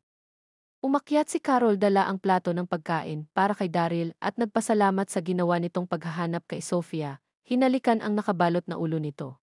Tinaboy siya ni Daryl, sinasabing ingatan ang kanyang tahi at humarap sa bintana. "Mas marami kang ginawa para sa anak ko ngayon kaysa sa ginawa ng sarili niyang ama sa buong buhay niya," sabi ni Carol, at binaliwala ito ni Daryl, sinasabing ginawa lang niya ang gagawin din ni na Rick o Shane. "Alam ko," sabi ni Carol, "kasing galing mo sila." Naghuhugas sina Beth at Maggie ng pinagkainan matapos ang hapunan, at tumakas si Maggie upang basahin ang note ni Glenn. "Ever done it in a high loft," ang nakasulat, at nanlaki ang mata ni Maggie. Nasa barn si Glenn na may dalang flashlight at sleeping bag. Nakita niyang nakapadlock ang barn door, kaya umikot siya at nakahanap ng hagdan papunta sa high loft. Habang tumatakbo si Maggie papunta sa barn, pag-akyat ni Glenn sa high loft ay naamoy niya ang mabahong amoy at tinutok niya ang flashlight sa sahig ng barn nang marinig niya ang pamilyar na mga ungol. Dosenang walkers ang nasa ibaba, nakaabot ang mga kamay pataas sa kanya. Tumakbo siya sa takot papunta sa pinto at sumalpok kay Maggie na malungkot na nagsabi, "Hindi ka dapat nakakakita nito." Kinabukasan, matapos matuklasan ang lihim ng farm, abalang-abala ang Atlanta survivors sa paggawa ng mga gawain sa farm. Sa wakas nakabalik na sa lakas si Carl, at si Lori ay tungkol sa mga manok na kanilang pinapakain. Pinipilay ni Patricia ang mga buhay na manok para pakainin ang mga walkers na inaalagaan ng pamilya sa barn. Samantala, binabantayan ni Glenn ang barn habang nagmamakawa si Maggie na itago niya ang kanilang lihim. Umalis si Glenn para bigyan ng pagkain sina Dale at Tidog. Bumisita si Andrea kay Daryl para humingi ng tawad sa pamamagitan ng pagbibigay sa kanya ng libro, at sinabi niya agad na ayos lang sila dahil sinusubukan lang niyang protektahan ang grupo. Hinarap ni Glenn si Lori tungkol sa kanyang pagbubuntis at kung sinabi na ba niya kay Rick na nag-aalok na pumunta sa bayan para kumuha ng mga gamit. Sina Jimmy, Rick, at Shane ay abala sa pagplano ng paghahanap kay Sophia at nagkasundong hanapin ang isang kalapit na abandonadong housing development. Matapos ang practice sa pagbaril, parehong humiling sina Beth Green at Patricia na sanayin sila dahil si Otis lang ang marunong sa farm, ngunit gagawin lang iyon ni Rick kung papayag si Herschel. Hiningi rin ni Carl kay Shane na turuan siya, at natuklasan nilang kinuha niya ang baril mula sa ehi ni Dele. Nagresulta ito sa mainit na pag-uusap sa pagitan ni Lori at Rick, kung saan ipinaglaban ni Carl na gusto lang niyang tumulong. Sumang-ayon si Lori na payagan si Carl na matutong humawak ng baril. Tinanong si Glenn kung gusto rin niyang mag-training pero nagdahilan siyang tutulungan niya si Dele. Hindi alam ni Glenn, nandoon lang si Dele at narinig ang usapan. Itinuloy niya ang pagkukunwari at hinarap si Glenn matapos umalis ang iba, na nagdulot kay Glenn na ibunyag ang mga lihim ni Lori at Herschel. Sa firing range, pinatutunayan ni Andrea na natural siya sa paghawak ng baril.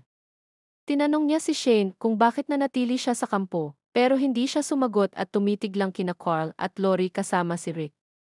Sa farm, kinausap ni Dale si Herschel tungkol sa walkers. Ipinagtanggol ni Herschel na tao pa rin ang walkers at bawat pinapatay ay pagpatay pa rin. Sinubukan ni Dale na ipaintindi kay Herschel ang katotohanan tungkol sa walkers, pero ayaw niyang tanggapin ang realidad ng apokalipse. Nag-alok si Dale na tumulong magpatibay ng barn, pero tinanggihan siya ni Herschel at hiniling na panatilihin niyang lihim ang tungkol sa barn kung gusto niyang tumulong. Habang inaayos ni Lori at Herschel ang bakod, nagpasalamat siya muli sa lahat ng nagawa nito at sinabing kikitain nila ang lugar nila sa farm. Ngunit pinaalalahanan siyang muli ni Herschel na inaasahan niyang aalis sila patungong Fort Benning. Sina Andrea at Shane ay gumagawa ng advanced target training gamit ang swinging log bilang mobile target. Sinusubukang pukawin ang galit niya para mas tumindi ang focus. Binabara-bara siya ni Shane sa pamamagitan ng pagbanggit kay Emmy. Umalis si Andrea. Hinarap ni Lori si Rick tungkol sa kagustuhan ni Herschel na umalis sila at bakit hindi niya sinasabi sa iba. Sinabi ni Rick na kailangan nilang bigyan ng espasyo si Herschel kung sakaling magbago ang isip nito. Ngunit pinaalala niyang kung aalis sila, unang prioridad niya sina Lori at Carl. Sinundan ni Shane si Andrea gamit ang kotse pero ayaw nitong makipag-usap. Ginamit ni Shane si Sofia para mapilit siyang kumibo, sinabi niya ang tungkol sa housing project, kaya pumayag siyang maghanap doon kasama niya. Sa kampo, kinuwento ni Dele kay Lori ang miscarriage ng asawa niya at inamin na sinabi sa kanya ni Glenn ang tungkol sa pagbubuntis niya. Sinabi niya ang tungkol kay Shane pero sigurado siyang kay Rick ang bata. Tiniyak siya ni Dele na maaari pa ring magkaroon ng magagandang alaala ang bata, pero natahimik siya nang tanungin kung naniniwala siyang makakabuhay ng matagal ang anak niya. Humingi ng tawad si Glenn kay Lori habang naghahati ng kahoy, pero sinabi ni Lori na wag na siyang mag-alala. Hiningi niya kay Glenn na pumunta sa bayan para kumuha ng gamit at sumama si Maggie. Nag-away sila tungkol sa kalikasan ng Walkers, at sinabi ni Maggie na galit ang ama niya sa kanya dahil hinayaan niyang malaman ni Glenn. Sinabi niyang tao pa rin sila at wag na niyang tawaging Walkers, binanggit ang mga pangalan ng mga ito. Bumalik sila sa parmasya kung saan inatake si Maggie, at nakatakas lang matapos patayin ni Glenn ang Walker. Habang nangyayari ito, sina Andrea at Shane ay naglilibot sa housing community sa paghahanap kay Sofia. Nagpasya silang isearch bawat bahay. Pinagalitan ni Maggie si Lori dahil ipinapahamak sila at nakipagtalo kay Glenn dahil nagiging utusan lang daw siya ng Atlanta survivors, gayong pwede siyang maging leader. Habang nagsisiyasat ng bahay, inatake sina Andrea at Shane ng mga walkers. Ginamit ito ni Shane para subukan ang kakayahan ni Andrea sa pagbaril at paghawak ng pressure, lalo na nang nag-jam ang baril niya sa gitna ng swarm. Kalaunan na kaya niya ito, sunod-sunod na headshot ang tinamaan niya. Nag-usap sina Lori at Glenn tungkol sa atake sa parmasya at nagsorry si Lori dahil inakala niyang ligtas ang bayan. Ibinigay ni Glenn kay Lori ang morning after abortion pills na hiniling niya, pero binigyan din niya ng prenatal vitamins na nakuha niya. Hinimok niya si Lori na hayaan si Rick na tulungan siyang magdesisyon at hindi gawin ang pasya para sa kanilang dalawa. Pagkatapos nilang kumpirmahin ang pagkakaibigan nila, nagtalik sina Andrea at Shane. Uminom si Lori ng pills pero agad niyang pinasuka ito sa pamamagitan ng pagsubo ng daliri. Pagbalik nila, nagsorry si Andrea kay Carol at umalis ang dalawa. Hinarap ni Dale si Shane tungkol sa gabing namatay si Otis at binanggit ang tangka nitong gawin kay Rick. Sinabi niyang oras na para umalis si Shane dahil alam niya kung sino ito talaga na nagdulot kay Shane na hamunin at bantaan siya. Pagbalik niya sa tent, natagpuan ni Rick ang walang lamang lalagyan ng pills at hinanap si Lori. Nag-away sila tungkol sa kung tama bang iluwal ang bata dahil sa panganib, pero naniniwala si Rick na sulit ang panganib.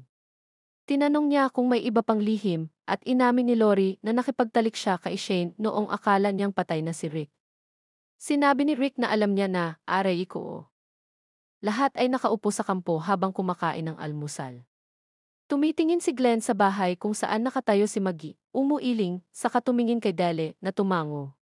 Ibinunyag ni Glenn sa mga survivors na ang bar ni Herschel ay puno ng walkers. Agad na nagpunta ang grupo upang imbestigahan ito, si Shane ang nanguna. Pinag-usapan nila ang sitwasyon at iginiit ni Shane na dapat silang umalis papuntang Fort Benning. Sinabi ni Carol na ang anak niya ay nasa labas pa rin at sinabi ni Shane na kailangan nilang isaalang-alang ang posibilidad na patay na si Sofia.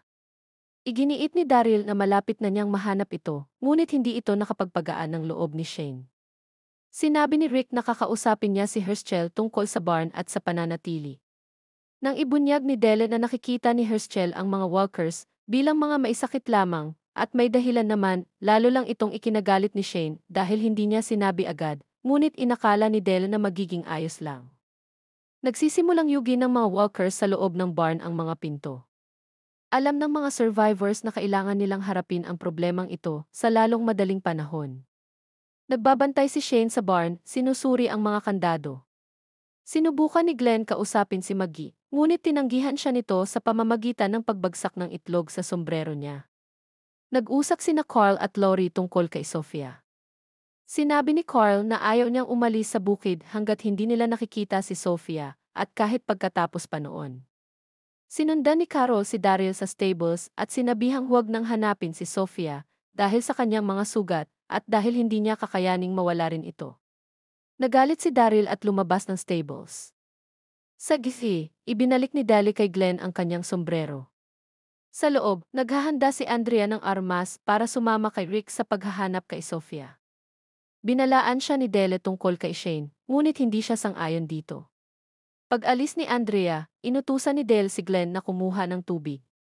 Kinuha ni Dale ang lahat ng mga baril habang nagbabasa ng Biblia si Herschel habang kumakain ng tanghalian. Pinuntahan siya ni Rick upang pag-usapan ang pananatili muli sa bukid at upang sabihin sa kanya na alam na nila ang tungkol sa mga walkers sa barn.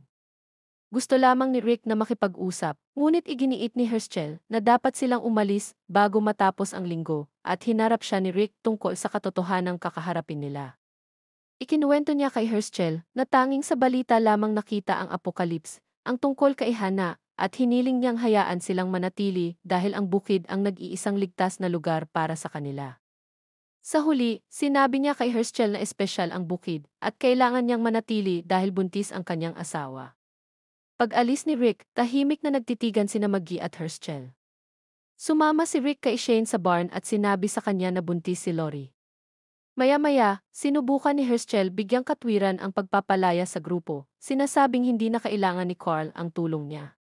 Paalala ni Maggie kay Herschel ang John 13:34, isang bersikulong madalas niyang banggitin noong nagpasya siyang pakasalan ang ina nito, tungkol sa pagmamahalan sa isa't isa.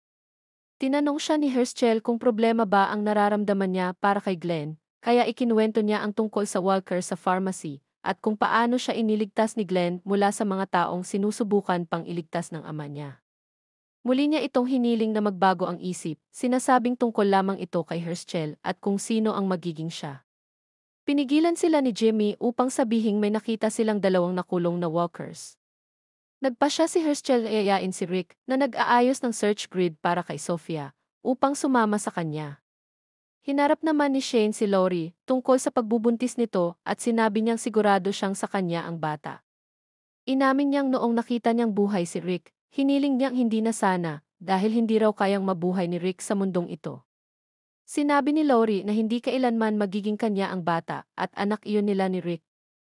Habang nakatingin si Lori, lumakad palayo si Shane at hinarang ni Carl. Sinabi ni Carl na kailangan nilang hanapin si Sofia at kailangan nilang manatili sa bukid. Tinawag agad ni Lori si Carl at inilayo kay Shane. Pumunta si Shane sa ihi upang kunin ang mga baril, ngunit nawawala ang lahat ng ito. Tinanong niya si Glenn kung nasaan si Dele, ngunit hindi niya alam. Hinabol ni Shane si Dele at sinundan ito papalayo sa kampo hanggang sa makapal na lesyan. Naglalakad sina Herschel, Jimmy, at Rick sa kagubatan, at sinabi ni Herschel kay Rick ang tungkol sa kanyang mga kapitbahay.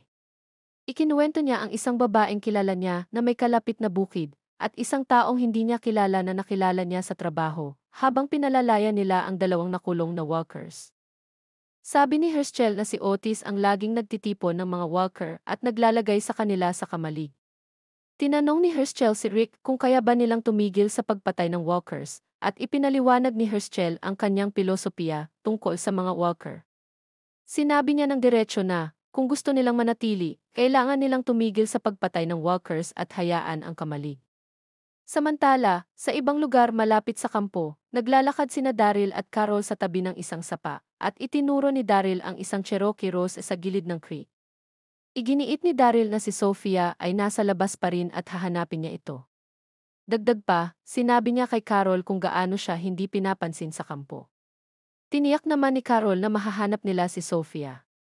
Mas malalim sa mga lesyan, sinusubukan ng grupo na mailabas ang mga walker na na-stuck. Ipinaliwanag ni Herschel na susunod ang mga walker sa kanila, kailangan lang nilang patuloy na hawakan ang mga ito. Habang nakabantay, nakita ni Glenn si Maggie na naglalakad mag-isa at sinundan niya ito. Hindi siya pinansin ni Maggie, pero mariin niyang sinabi na kailangan niyang sabihin sa grupo. Sa ilang sandali, nakalimutan niya na mapanganib ang mga walker, at ang mga lihim ay may paraan ng pagdadala sa mga taong mamatay. Mas gugustuhin ni Glenn na magalit si Maggie, kung ang kapalit naman ay buhay pa siya. Lumambot si Maggie at nagkabati sila sa isang halik. Sa ibang bahagi ng lesyan, natunto ni Shane si Dele. Nasa proseso si Dele ng pagtatago ng mga baril mula kay Shane nang mahuli siya. Hinarap siya ni Shane at tinanong ni Dele kung papatayin niya ba siya tulad ng ginawa niya kay Otis. Sabi ni Shane na hindi niya sasayangin ang oras dahil patay na rin naman siya. Habang hinihingi ulit ang mga baril, sinabi ni Shane kay Dele na ang tanging paraan para mapigilan niya siya ay kung babarilin siya ni Dele gamit ang rifle. Itinutok ni Dele ang baril sa kanya, pero hindi niya makayang hilahin ang gatilyo. Sa huli, ibinalik niya ang mga baril, pero sinabi niyang ang mundong kinalalagyan nila ngayon ay kung saan nababagay si Shane. Habang inaalok ni Maggie na linisin ang sombrero ni Glenn, bumalik si Shane sa bukid at nagsimulang ipamahagi ang mga baril sa grupo.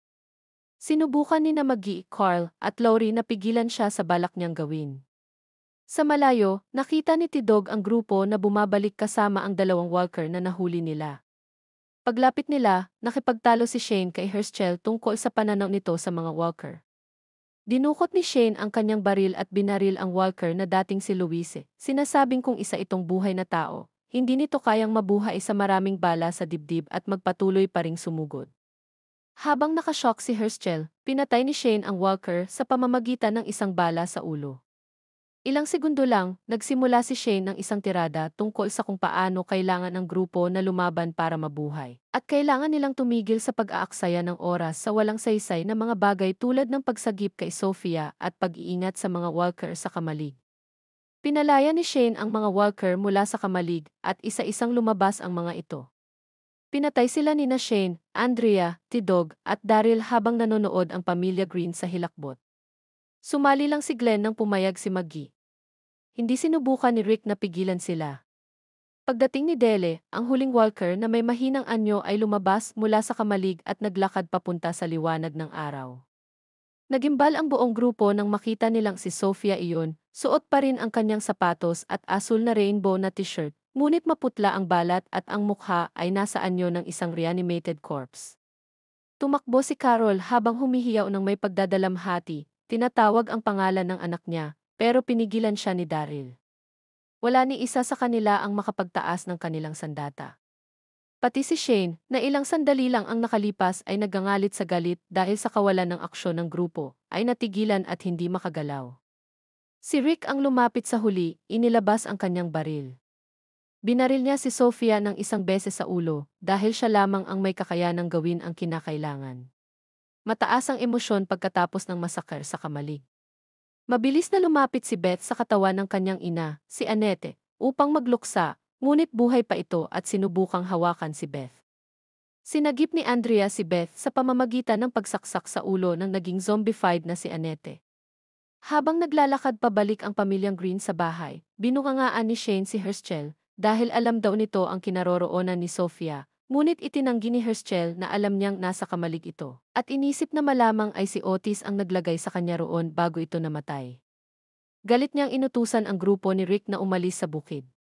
Tinuligsa ni Rick si Shane para sa ginawa nito, ngunit kinutya ni Shane ang nabigong diplomasya ni Rick kay Herschel at ang desisyon nitong ipagpatuloy ang paghahanap kay Sophia. Nagsalita si Carl kay Laurie tungkol kay Sophia. Sinasabing gusto niyang siya ang makahanap dito ng buhay, ngunit sa tingin niya tama ang ginawa ni Rick at gagawin din niya iyon kung siya ang nasa posisyon nito. Nagpasya ang mga survivor na ilibing sina Sophia, ang asawa ni Herschel, at ang kanyang stepson na si Sean, at sunugin ang natitirang mga bangkay.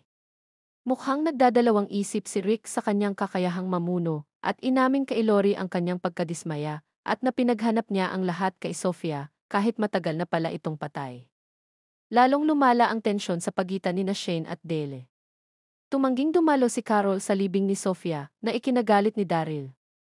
Ipinakete ni Herschel ang mga gamit ng kanyang asawa sa mga karton at hinukay mula sa aparador ang isang lumang flask, naghahanap ng paraan upang harapin ang katotohanang walang lunas at kumapit lang siya sa maling pag-asa. Pagkatapos ng libing, inilalagay ni na Andrea at Tidog ang mga bangkay sa truck ni Otis, sinasabing ginawa lang ni Shane ang kailangang gawin.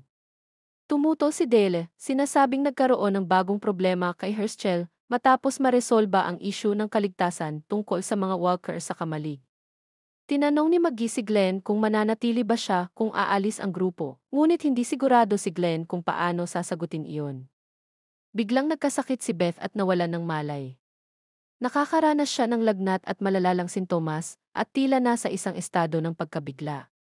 Hinanap ng grupo si Herschel para maalagaan si Beth, ngunit natuklasan nilang naglaho siya, iniwan ang kanyang flask bilang pahiwatig.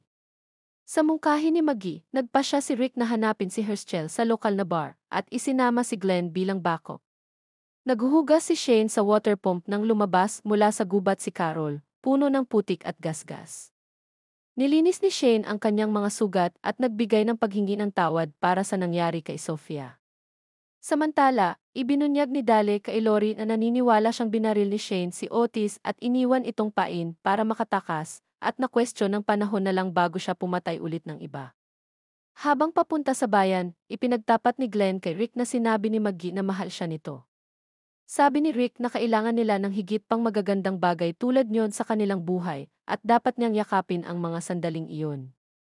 Lumalala ang kondisyon ni Beth, kaya nag-aalala ang grupo na nagtulak kay Lori na magpadala ng isang tao upang hanapin sina Rick at Herschel.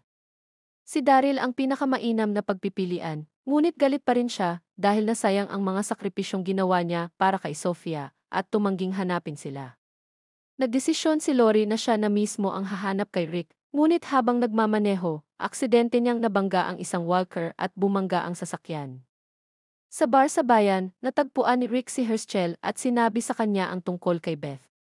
Nagnilay si Herschel na ninakawan niya ang kanyang mga anak ng normal na proseso ng pagluluksa dahil binigyan niya sila ng maling pag-asa at naniwala rin siya rito. Sinabi rin ni Herschel na makaka-relate si Rick dahil nakita niya ang parehong damdamin sa mukha ni Rick nang lumabas si Sofia mula sa kamalig na wala ng pag-asa.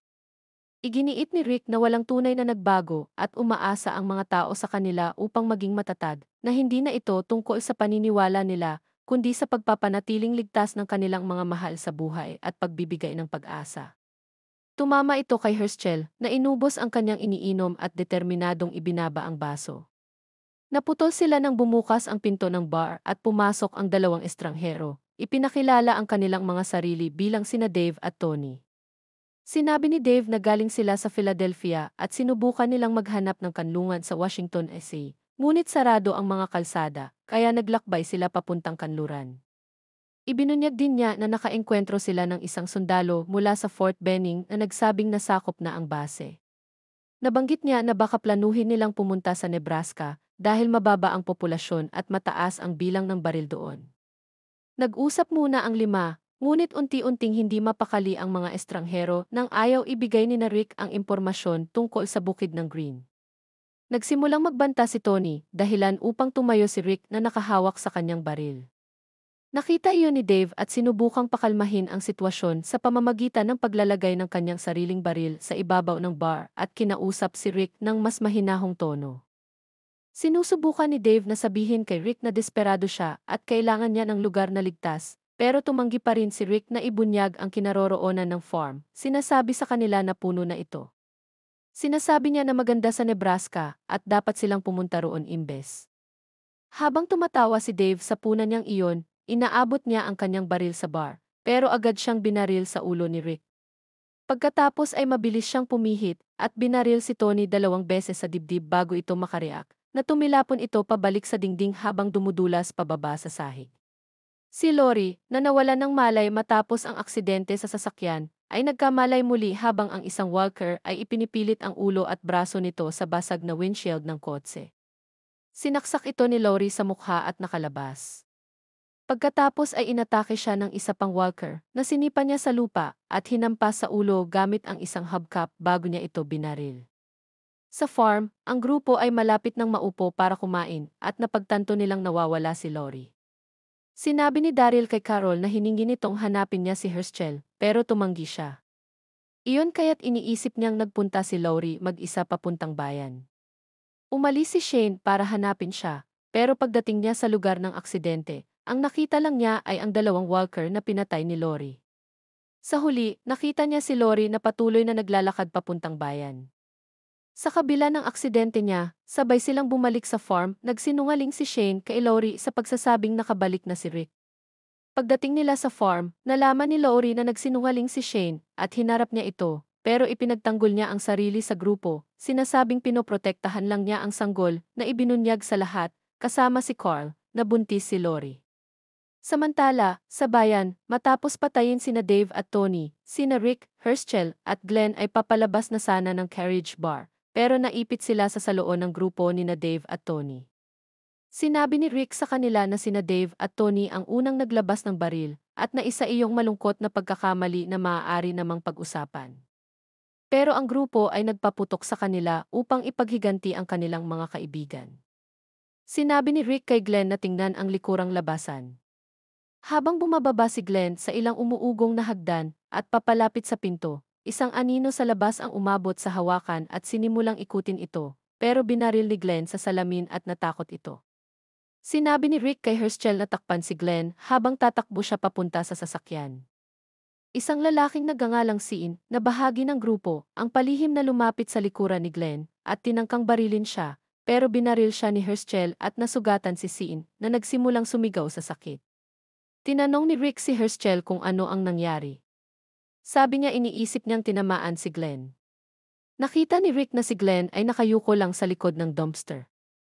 Nagsimulang lamunin ng walker si Sean at iniwan siyang patay. Habang papunta sila sa sasakyan, sila ay pinaputukan ni Randall mula sa bubong ng isang gusali sa kabila ng kalsada, kaya umatras sila sa likod ng dumpster. May truck na dumating at ang driver, si Nate, ay sumigaw na paparating ang walkers at sinabi kay Randall na tumalon mula sa bubong. Pagkatapos niyang tumalon, nahulog siya ng mali at naumang ang binti niya sa spike ng bakod. Humingi ng tawad si Nate at iniwan siyang mamatay, pero nag-usap sina Rick, Herschel at Glenn tungkol sa pagsagip sa kanya at kung paano ito gagawin. Iminungkahi ni Herschel na tapusin na lang ang paghihirap nito. Unti-unting papalapit ang mga walkers sa kanila, kaya nagpasya silang putulin ang binti niya, pero kulang na sila sa oras bago lamunin ng walkers si Randall. Pinwersa ni Rick na maalis ang binti ni Randall sa spike, na napunit ang laman ng binti nito at napaiyak si Randall. Sa Green Farm, pumunta si Carol para tingnan si Daryl, at nakita niyang maraming patay na squirrel at mga tenga ng walker na nakasabit sa sampayan. Nahuli siya ni Daryl at hinarap siya. Pagkatapos ng pagtatalo nila, lumayo si Daryl kay Carol, at sumigaw si Carol na hindi niya hahayaang itulak siya palayo. Sa farmhouse, si Beth ay wala pa rin sa matinong kondisyon, hindi kayang tumugon sa kahit ano. Kwinento ni Maggie kay Andrea ang isang kwento tungkol sa paghahanap ni Beth ng kanyang birth control pills at kung paano siya nagsinungaling sa kanilang ama para hindi ito mapagalitan. Kinaumagahan, naghahanda na ang grupo para pumunta sa bayan para sina Rick, Herschel at Glenn. Sinabi ni Dale kay Andrea na delikado si Shane at ayaw nitong bumalik sina Rick o Herschel para siya ang maging leader, pero hindi siya pinaniwalaan ni Andrea. Sinabing mas marami na nagawa si Shane para mapanatiling buhay ang grupo kaysa kahit sino, kasama si Rick at naglakad palayo. Dumating ang sasakyan ni Rick, Herschel at Glenn sa farm na may nakapiring na Randall sa likod ng upuan bilang bihag. Nag-away ang grupo kung ano ang gagawin kay Randall. Sinabi ni Rick na aayusin nila ang sugat nito at ihahatid siya para mag-isa sa kanyang kapalaran, pero iniisip ni Shane na isasabi nito sa grupo niya kung nasaan ang farm at magsisimula ito ng digmaan. Pinaalalahanan ni Herschel si Shane na farm niya iyon at habang nandoon siya, kailangan niyang tumahimik. Hinila ni Maggie si Glenn sa isang tabi at tinanong siya kung may problema. Ipinaliwanag niya kung paanong iniligtas ng ama nito ang buhay niya at na napatigil siya at hindi makakilos para tumulong. Natigil siya dahil sinabi nito sa kanya na mahal siya nito at siya ay natakot mamatay dahil sa kung paano ito makakaapekto sa kanya. Tinangka siyang yakapin ni Maggie pero itinulak niya ito. Sa labas, nag-usap sina Shane at Andrea tungkol sa dapat gawin ng grupo, habang sinabi ni Lori kay Rick na iniisip ni Shane na kanya ang sanggol, at iniisip niyang pinatay ni Shane si Otis, na delikado siya, at kung hindi gagawa ng hakbang si Rick tungkol dito, maaaring mapahamak silang lahat. Sa abandonadong public workstation, kung saan tumatakas sina Rick at Shane mula sa umaataking walkers, nagbabarikada si Shane sa loob ng school bus habang pinapalo ng walkers ang pinto. Malapit doon, gumagapang si Randall na nakagapos papunta sa kutsilyo sa lupa. Kanina, nagmamaneho sina Rick at Shane sa isang country road. Itinigil ni Rick ang sasakyan bago makarating sa destinasyon nila, 18 miles ang layo mula sa farm, para harapin si Shane. Alam ni Rick ang nangyari kay Otis, at alam niya ang tungkol sa affair ni Shane kay Lori. Tinanong ni Rick si Shane kung naniniwala itong hindi kayang protektahan ni Rick ang pamilya niya. Sumagot si Shane na alam niyang sa kanya ang baby ni Lori at gagawin niya ang lahat para masiguro ang kaligtasan nila. Binuksan ni Rick ang ATV para silipin si Randall na nakagapos, may busal at nakapiring sa trunk. Samantala, sa The Farmhouse, inamin ni Maggie kay Lori na nawalan ng kumpiyansa si Glenn matapos ang engkwentro sa bar. Pinayuhan ni Lori na dapat magpakatatag si Glenn at maging mas malakas. Tatayo sana si Maggie para dalhan ng lunch si Beth, pero iginiit ni Lori na siya na ang gagawa. Balik sa daan, gumagawa ng plano si Rick para sa paparating na winter. Ipinapaliwanag na kailangan nilang magtipid ng bala at mag-imbak ng pagkain. Nakikinig si Shane nang walang imik, nakatingin sa bintana sa nag-iisang walker na naglalakad sa bukirin. Sa farm, dinalhan ni Lori si Beth ng tray ng pagkain. Nagmamaneho si Rick lampas sa 18-mile mark, naghahanap ng lugar kung saan maiiwan si Randall nang may tsansa siyang mabuhay. Huminto siya sa isang public workstation na napapalibutan ng bakod. Lumalapit ang isang walker na naka-police uniform. Binunot ni Shane ang baril niya, pero pinigilan siya ni Rick. Hiniwa ni Rick ang daliri niya at ipinahid ang dugo sa bakod. Nang idinikit ng walker ang mukha nito sa bakod, sinaksak ito ni Rick sa ulo at sinabi kay Shane na kahit madaling gumamit ng baril, mas mabuti pa ring huwag gamitin. Lumapit ang isa pang walker na naka-uniform at sinaksak ito ni Shane sa ulo. Maya-maya, nagsisifon si Rick ng gas habang sinusuri ni Shane ang mga bangkay, napansin niyang hindi naman sila nakagat. Itinuro ni Rick ang mga gasgas na malamang nagdulot ng kanilang pagkapalit. Samantala, kinuha ni Lori ang tanghalian ni Beth na hindi man lang ginalaw. Sa kusina, habang nililinis ni Lori ang tray ni Beth, napansin niyang nawawala ang kutsilyo. Hinarap niya si Beth na hinugot ito mula sa ilalim ng kumot at ibinigay. Kinakalagkad ni Rick at Shane si Randall sa pavement. Binagsak ni Rick ang kutsilyo sa lupa habang lumalayo sila ni Shane.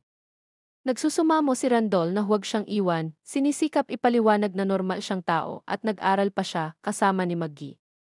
Natigilan si Rick at Shane na pagtatantong alam ni Randall kung nasaan ang farm. Handa na si Shane na patayin ito pero sinunggaban siya ni Rick. Ipinaliwanag ni Rick na kailangan niya ng oras para pag-isipan ang gagawin. Sumagot si Shane na maaaring dalhin ni Randall ang grupo niya sa farm at inakusahan si Rick na inilalagay sa panganib sina Lori at Carl sa pagpigil niyang patayin si Randall. Nagkapikunan sila at nagsimulang magbugbugan. Samantala, gumagapang si Randall papunta sa kutsilyo. Inuga ni Shane ang isang motorsiklo kay Rick, panandali ang naipit ito. Pumunta siya kay Randall at itinutok ang baril, pero nakawala si Rick at sinunggaban si Shane bago makaputok.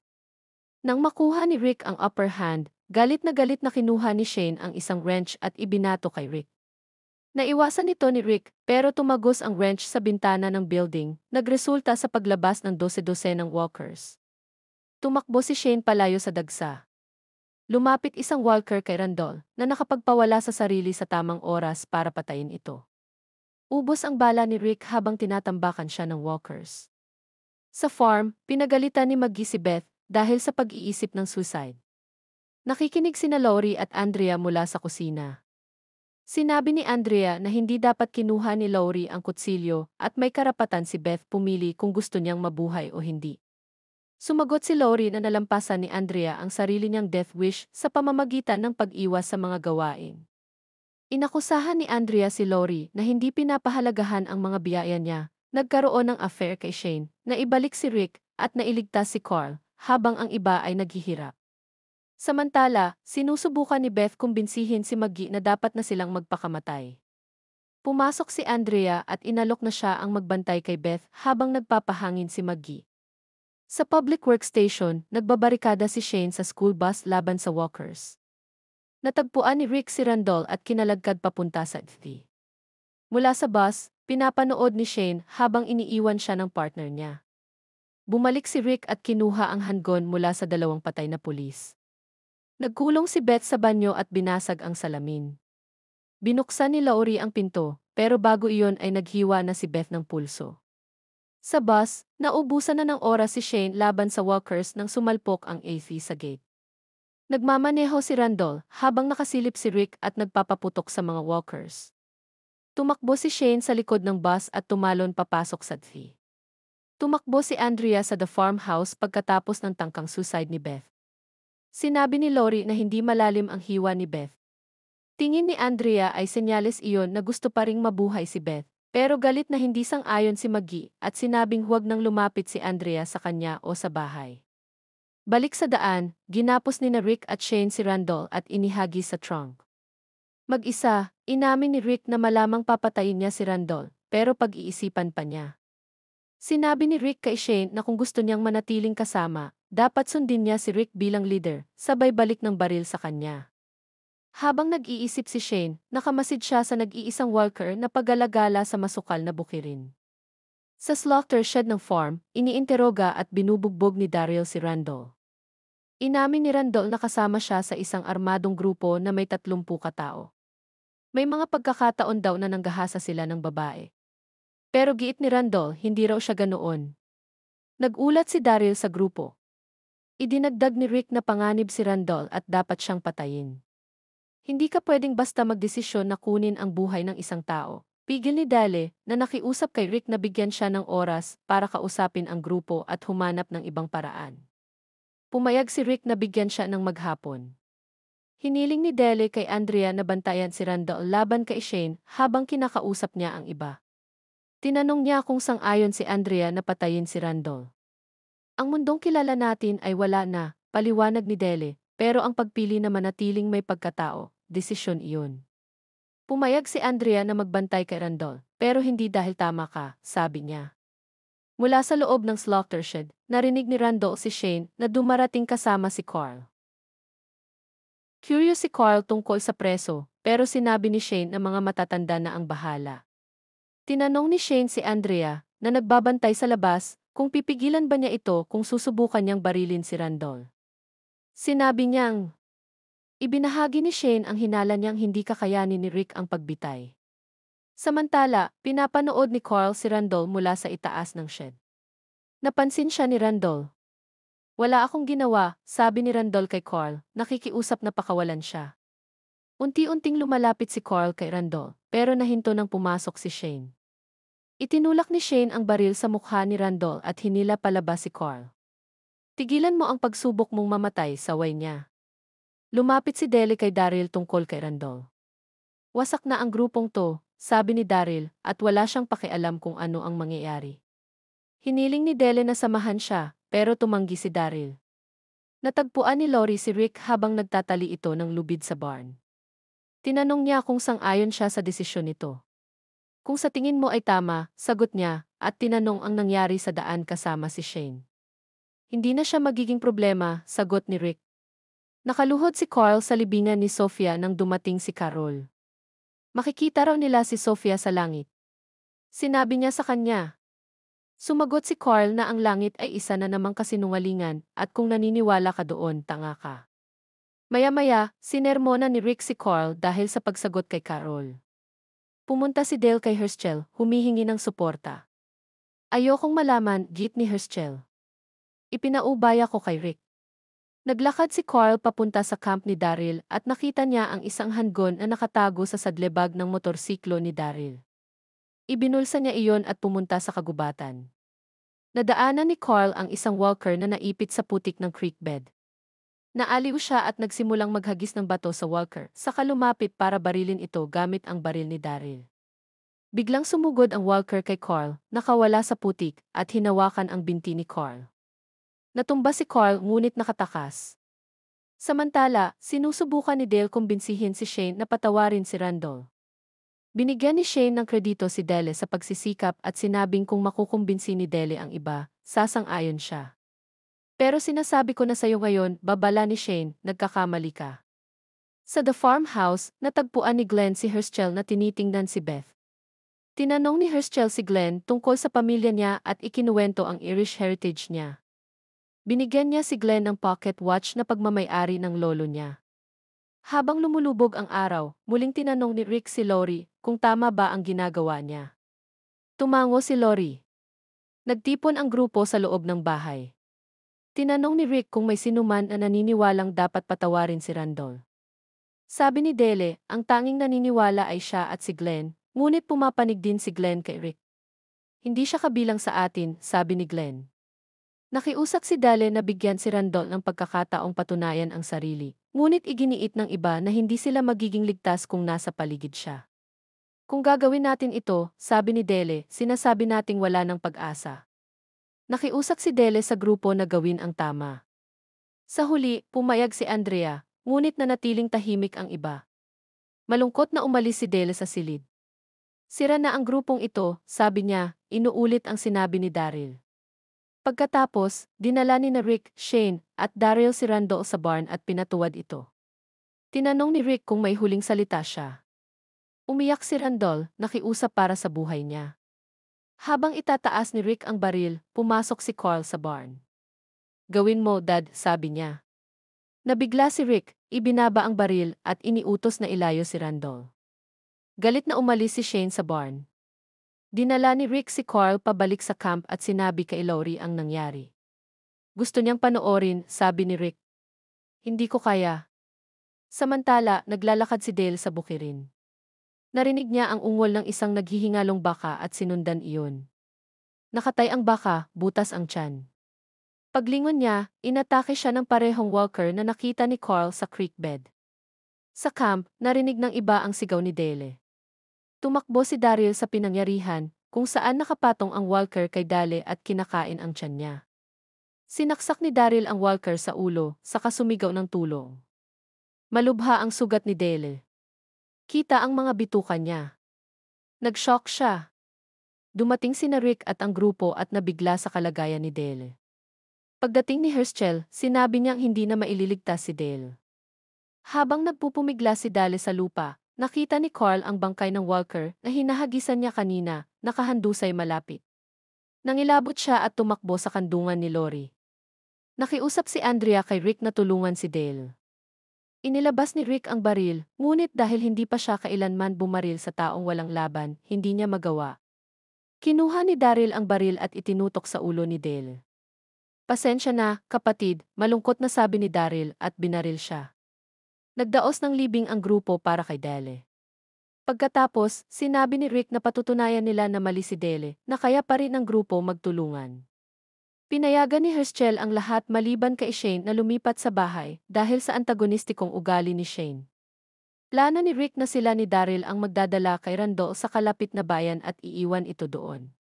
Si Carl, na nababalot ng guilt sa pagkamatay ni Dale, pumunta kay Shane at inamin na alam niya tungkol sa walker at naninakaw niya ang baril mula sa motor ni Daryl. Sinubukan ni Lori kausapin si Shane at humingi ng tawad sa ginawa niya rito, dahilan para sabihin ni Shane kay Rick ang tungkol sa sinabi ni Carl.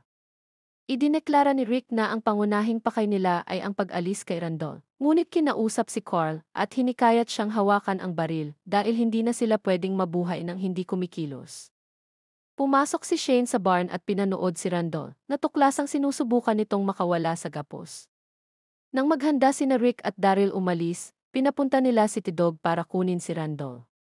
Natuklasan niyang walang laman ang barn. Dinala ni Shane si Randall sa gubat, sinasabing tapos na siya sa grupo ni Rick at gustong sumama sa iba. Panlilinlang lang ito dahil binali ni Shane ang liig ni Randall, pinatay siya, at sinalpok ang sarili sa puno para magmukhang inatake siya ni Randall. Matapos ang masusing paghahanap sa farm, walang baka si Randall. Ibinabaon ni Shane ang baril niya at sumigaw na tumakas si Randall at armado. Tinipon ni Rick sina Glenn at Daryl para samahan siya at si Shane sa paghahanap. Napunta sina Glenn at Daryl sa lugar kung saan huling nakita si Randall at may bakas ng pakikipagbuno. Lumitaw ang isang walker at nagtago sila sa puno. Walker si Randall at sinubukang atakihin sila, ngunit tinusok ni Glenn ng machete ang ulo nito, pinatay siya. Sa pagsusuri sa katawan, walang bakas ng kagat o gasgas at ang tunay na ikinamatay niya ay ang pagkabali ng liig. Pinagdugtong-dugtong ni Rick ang kwento ni Shane at napagtanto niyang panlilin lang iyon para akitin siya sa bukirin para patayin. Sinabi ni Shane kay Rick na mas mabuting ama siya at ang pagbabalik ni Rick ang sumira sa lahat. Inakala ni Shane na inaabot na ni Rick ang baril dahil tumanggi si Rick na tutukan siya. Pero nang nasa kamay na ni Shane ang baril, mabilis na kinuha ni Rick ang kutsilyo at sinaksak siya, sinasabing siya mismo ang may gawa nito. Habang namamatay si Shane, napagtatanto niya ang ginawa niya, at si Rick ay nagdadalamhati at humahagulgol sa nangyari. Lumitaw si Carl, nagulat na patay si Shane. Para bang tinutukan niya si Rick, ngunit ang totoong tinutukan niya ay ang reanimated na Shane sa likod ni Rick. Pumutok si Carl at pinatay si Shane. Lumapit si Rick sa katawan ni Shane, umiiyak. Habang sinusuri nila ang katawan, hindi nila alam na papalapit na ang napakalaking horde sa malayo. Isang kawan ng walkers ang gumagala palabas ng Atlanta, naakit ng isang dumaraang helicopter. Nagpapatuloy ang mga walkers sa isang kalsadang probinsya, inaakit ang mas maraming walkers sa kanilang dinadaanan. Sa isang bukid, nagsanib ang dalawang kawan at pinapanood natin habang lumilipas ang oras at lumalaki ang kawan na kumukolekta ng mas maraming walkers. Sa huli, nabuo ang isang kawan ng libu-libong walkers. Dumaan ang kawan sa isang gubat sa gabi. Nang may pumutok na putok ng baril, binago nila ang kanilang direksyon at sinundan ang tunog patungo sa isang clearing, kung saan sa di kalayuan, dalawang figura, sina Rick at Carl, ang nagmamartsa papunta sa farmhouse. Sina Daryl at Glenn ay bumalik sa bahay at nagulat na si Randall ay isang walker. Tinanong ni Herschel kung nakita ba nila ang walker na pumatay sa kanya, at itinuro ni Daryl na si Randall ay hindi kailanman nakagat o nakalmot at naputol ang kanyang liig sa halip. Habang tumatawid sina Rick at Carl sa isang bukid, tinanong ni Carl kung ano ang nangyari kay Shane. Bago makasagot si Rick, napansin niya ang mga walkers na papalapit, at kasama si Carl, nagsimula siyang tumakbo papunta sa farmhouse. Ngunit ang daan paakyat sa bahay ay nabara ng the herd. Nagpasya si Rick na tumakbo papunta sa walang lamang kamalig at ikinulong ang kanilang sarili ni Carl sa loob. Habang binabangga ng mga patay ang pinto, binuhusan ni Rick ng gasolina ang sahig at inutusan si Carl kung ano ang susunod na gagawin. Samantala, nakita ng iba ang papalapit na herd. Nalaman ni Lori na nawawala si Carl at nagsimulang kabahan. Alam ni Daryl na hindi sila maaaring magtago lang sa basement dahil ang herd na ganoong kalaki ay maaaring gibain ang bahay para lang maabot sila. Naghanda ang grupo ng plano na gamitin ang kanilang mga baril para pumatay ng mas marami hanggat kaya nila at gamitin ang kanilang mga sasakyan para ilayo ang natitira. Nagduda si Daryl na kaya nilang labanan ang herd na ganoon kalaki, pero nanindigan si Herschel. Ito ang bukid ko, tugon niya. Dito ako mamamatay. Sa loob ng kamalig, iniabot ni Rick kay Carl ang lighter at pinapunta siya sa taas, bago binuksan ang mga pinto. Habang dumadagasa ang walkers papasok, nagmamadaling umakyat si Rick at binagsak ni Carl ang lighter. Sumabog sa apoy ang kamalig. Pinangunahan ng motorsiklo ni Daryl, bumalik ang karavan patungo sa kamalig, nagpapaputok ng walkers habang dumadaan. Nagsimula ang labanan sa pagitan ng mga survivors at ng mga undead. Nilalabanan ni Glenn ang maraming walkers, gamit ang baril ni Shane at ang kanyang sasakyan na si Maggie ang nagmamaneho. Tumutulong din si Andrea, kasama si Tidog na nagmamaneho ng truck ni na Otis. Napansin ni Daryl ang sunog sa kamalig at inakalang alinman kina Rick o Shane ang may gawa. Ipinadala niya si Jimmy para iligtas sina Rick gamit ang AC ni Nadelle. Tumalon sina Rick at Carl sa bubong ng AC habang pinalilibutan ito ng walkers. Sa pagtatangkang makaalis, nilusob si Jimmy nang basagin ng walkers ang loob at lamunin siya. Mabilis na tumakbo sina Rick at Carl sa kagubatan habang hinahabol ng walkers. Napagtanto ni na Andrea at Tidog na hindi maaaring makontrol ang walkers at kulang na kulang ang bala para tapusin sila. Kailangan natin ng bagong plano, bulong ni Tidog. Samantala, nakatayo si Herschel sa harap ng farmhouse, binabaril ang walkers isa-isa, habang patuloy na nag-aalala si Lori kay Carl. Pinilit ni Carol si Lori na kailangan nilang umalis. Tinawag ni Lori si Herschel pero hindi siya pinansin at nagpatuloy sa pagbaril. Habang tumatakas ang mga babae, sinunggaban ng walker si Patricia at nakagat siya habang hawak-hawak ang nanginginig na si Beth.